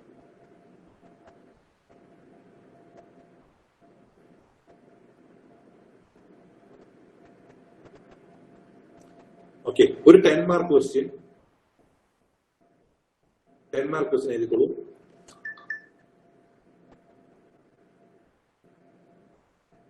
Explain the variation of temperature, pressure and density as we move up in the atmosphere. Explain the variation of temperature, pressure and density as we move up in the atmosphere. നമ്മൾ അറ്റ്മോസ്ഫിയറിലേക്ക് ഉയരത്തിലേക്ക് പോകുന്തോറും temperature, pressure, ഡെൻസിറ്റിയിൽ വരുന്ന variation എന്തൊക്കെ, എങ്ങനെയാണ് explain. അതാണ് second question. ഇത് നിങ്ങളൊന്ന് ഒറ്റയ്ക്ക് എഴുതി നോക്കൂ. നിങ്ങൾക്ക് ചിലപ്പോൾ ഡീറ്റെയിൽസ് നോക്കൂ, പോയിന്റ്സ് ഒന്നും ഇല്ലായിരിക്കും. റെഫർ ചെയ്യാം, പോയിന്റ്സ് കളക്ട് ചെയ്യാം, പഠിക്കാം, എന്നിട്ട് ഒന്ന് എഴുതി നോക്കാം. സോ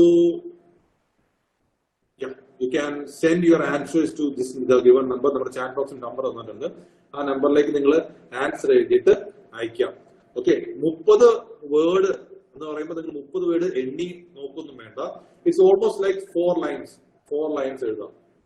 10 മാർക്കിനാണെങ്കിൽ ഇറ്റ്സ് ഓൾമോസ്റ്റ് ലൈക്ക് നിങ്ങൾക്ക് ഒരു പേജിൽ 2 കുറവായിരിക്കും. മോസ്റ്റ് പ്രോബ്ലി PSC ഒരു റൂൾഡ് ലൈൻ ആയിരിക്കും.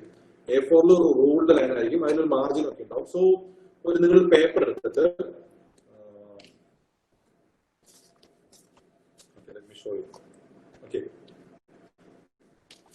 അപ്പൊ ഇതൊരു പേപ്പറാന്ന് വിചാരിക്കുക. നിങ്ങൾ നോർമൽ പേപ്പർ എടുത്തിട്ട് ആ പേപ്പറിന്റെ 4 സൈഡിലും ഒരു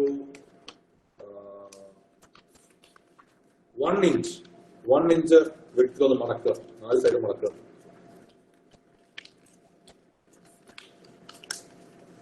ഓക്കെ, 4 സൈഡും 1 ഇഞ്ച് കറക്റ്റ് മടക്കുമ്പോൾ കണ്ടോ 4 സൈഡ് മാർജിൻ വന്നു. ഇതിനുള്ളിൽ ക്വസ്റ്റ്യൻ എഴുതാം, ഇതിനുള്ള ആൻസർ നോക്കാം. 2 പുറമാണ് 10 mark, this side and this side. അപ്പൊ അങ്ങനെ എഴുതിയിട്ട് ഫോട്ടോ എടുക്കുന്ന ആ നമ്പറിലേക്ക് അയക്കും. ഓക്കെ, അതും ഒരു 2 മാർക്ക് ക്വസ്റ്റ്യൻ തന്നിട്ടുണ്ട്. ഓക്കെ, സോ വേറെ എന്തെങ്കിലും ചോദിക്കാനുണ്ടോ? So how was the session? I hope the session was useful. ഞാൻ പറഞ്ഞ കാര്യം നിങ്ങൾക്ക് മനസ്സിലായി വിചാരിക്കുന്നു. നിങ്ങൾക്ക് കുറച്ച് ഐഡിയ കിട്ടിയെന്ന് വിചാരിക്കുന്നു. എന്തെങ്കിലും ഡൗട്ട് ഉണ്ടെങ്കിൽ ചോദിക്കാം.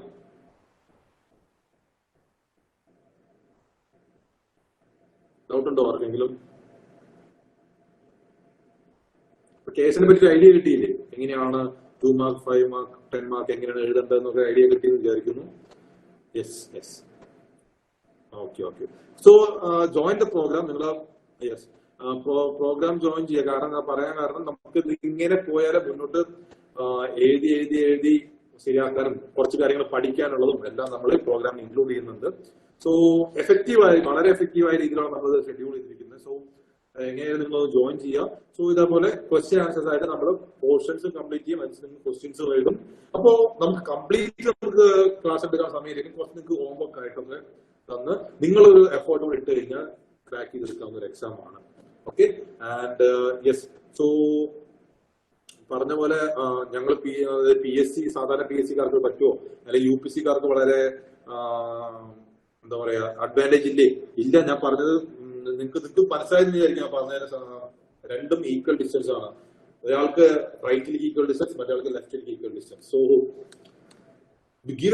നമ്മൾ നല്ല എഫേർട്ട് എടുത്തിട്ട് 100% എഫേർട്ട് എടുത്ത് നമ്മൾ എഴുതുക. സോ ബാക്കി കിട്ടുമോ കിട്ടില്ലെന്ന് പിന്നീട് നോക്കാം. Okay, so that's it. So I hope if you have no more queries, we can conclude the session.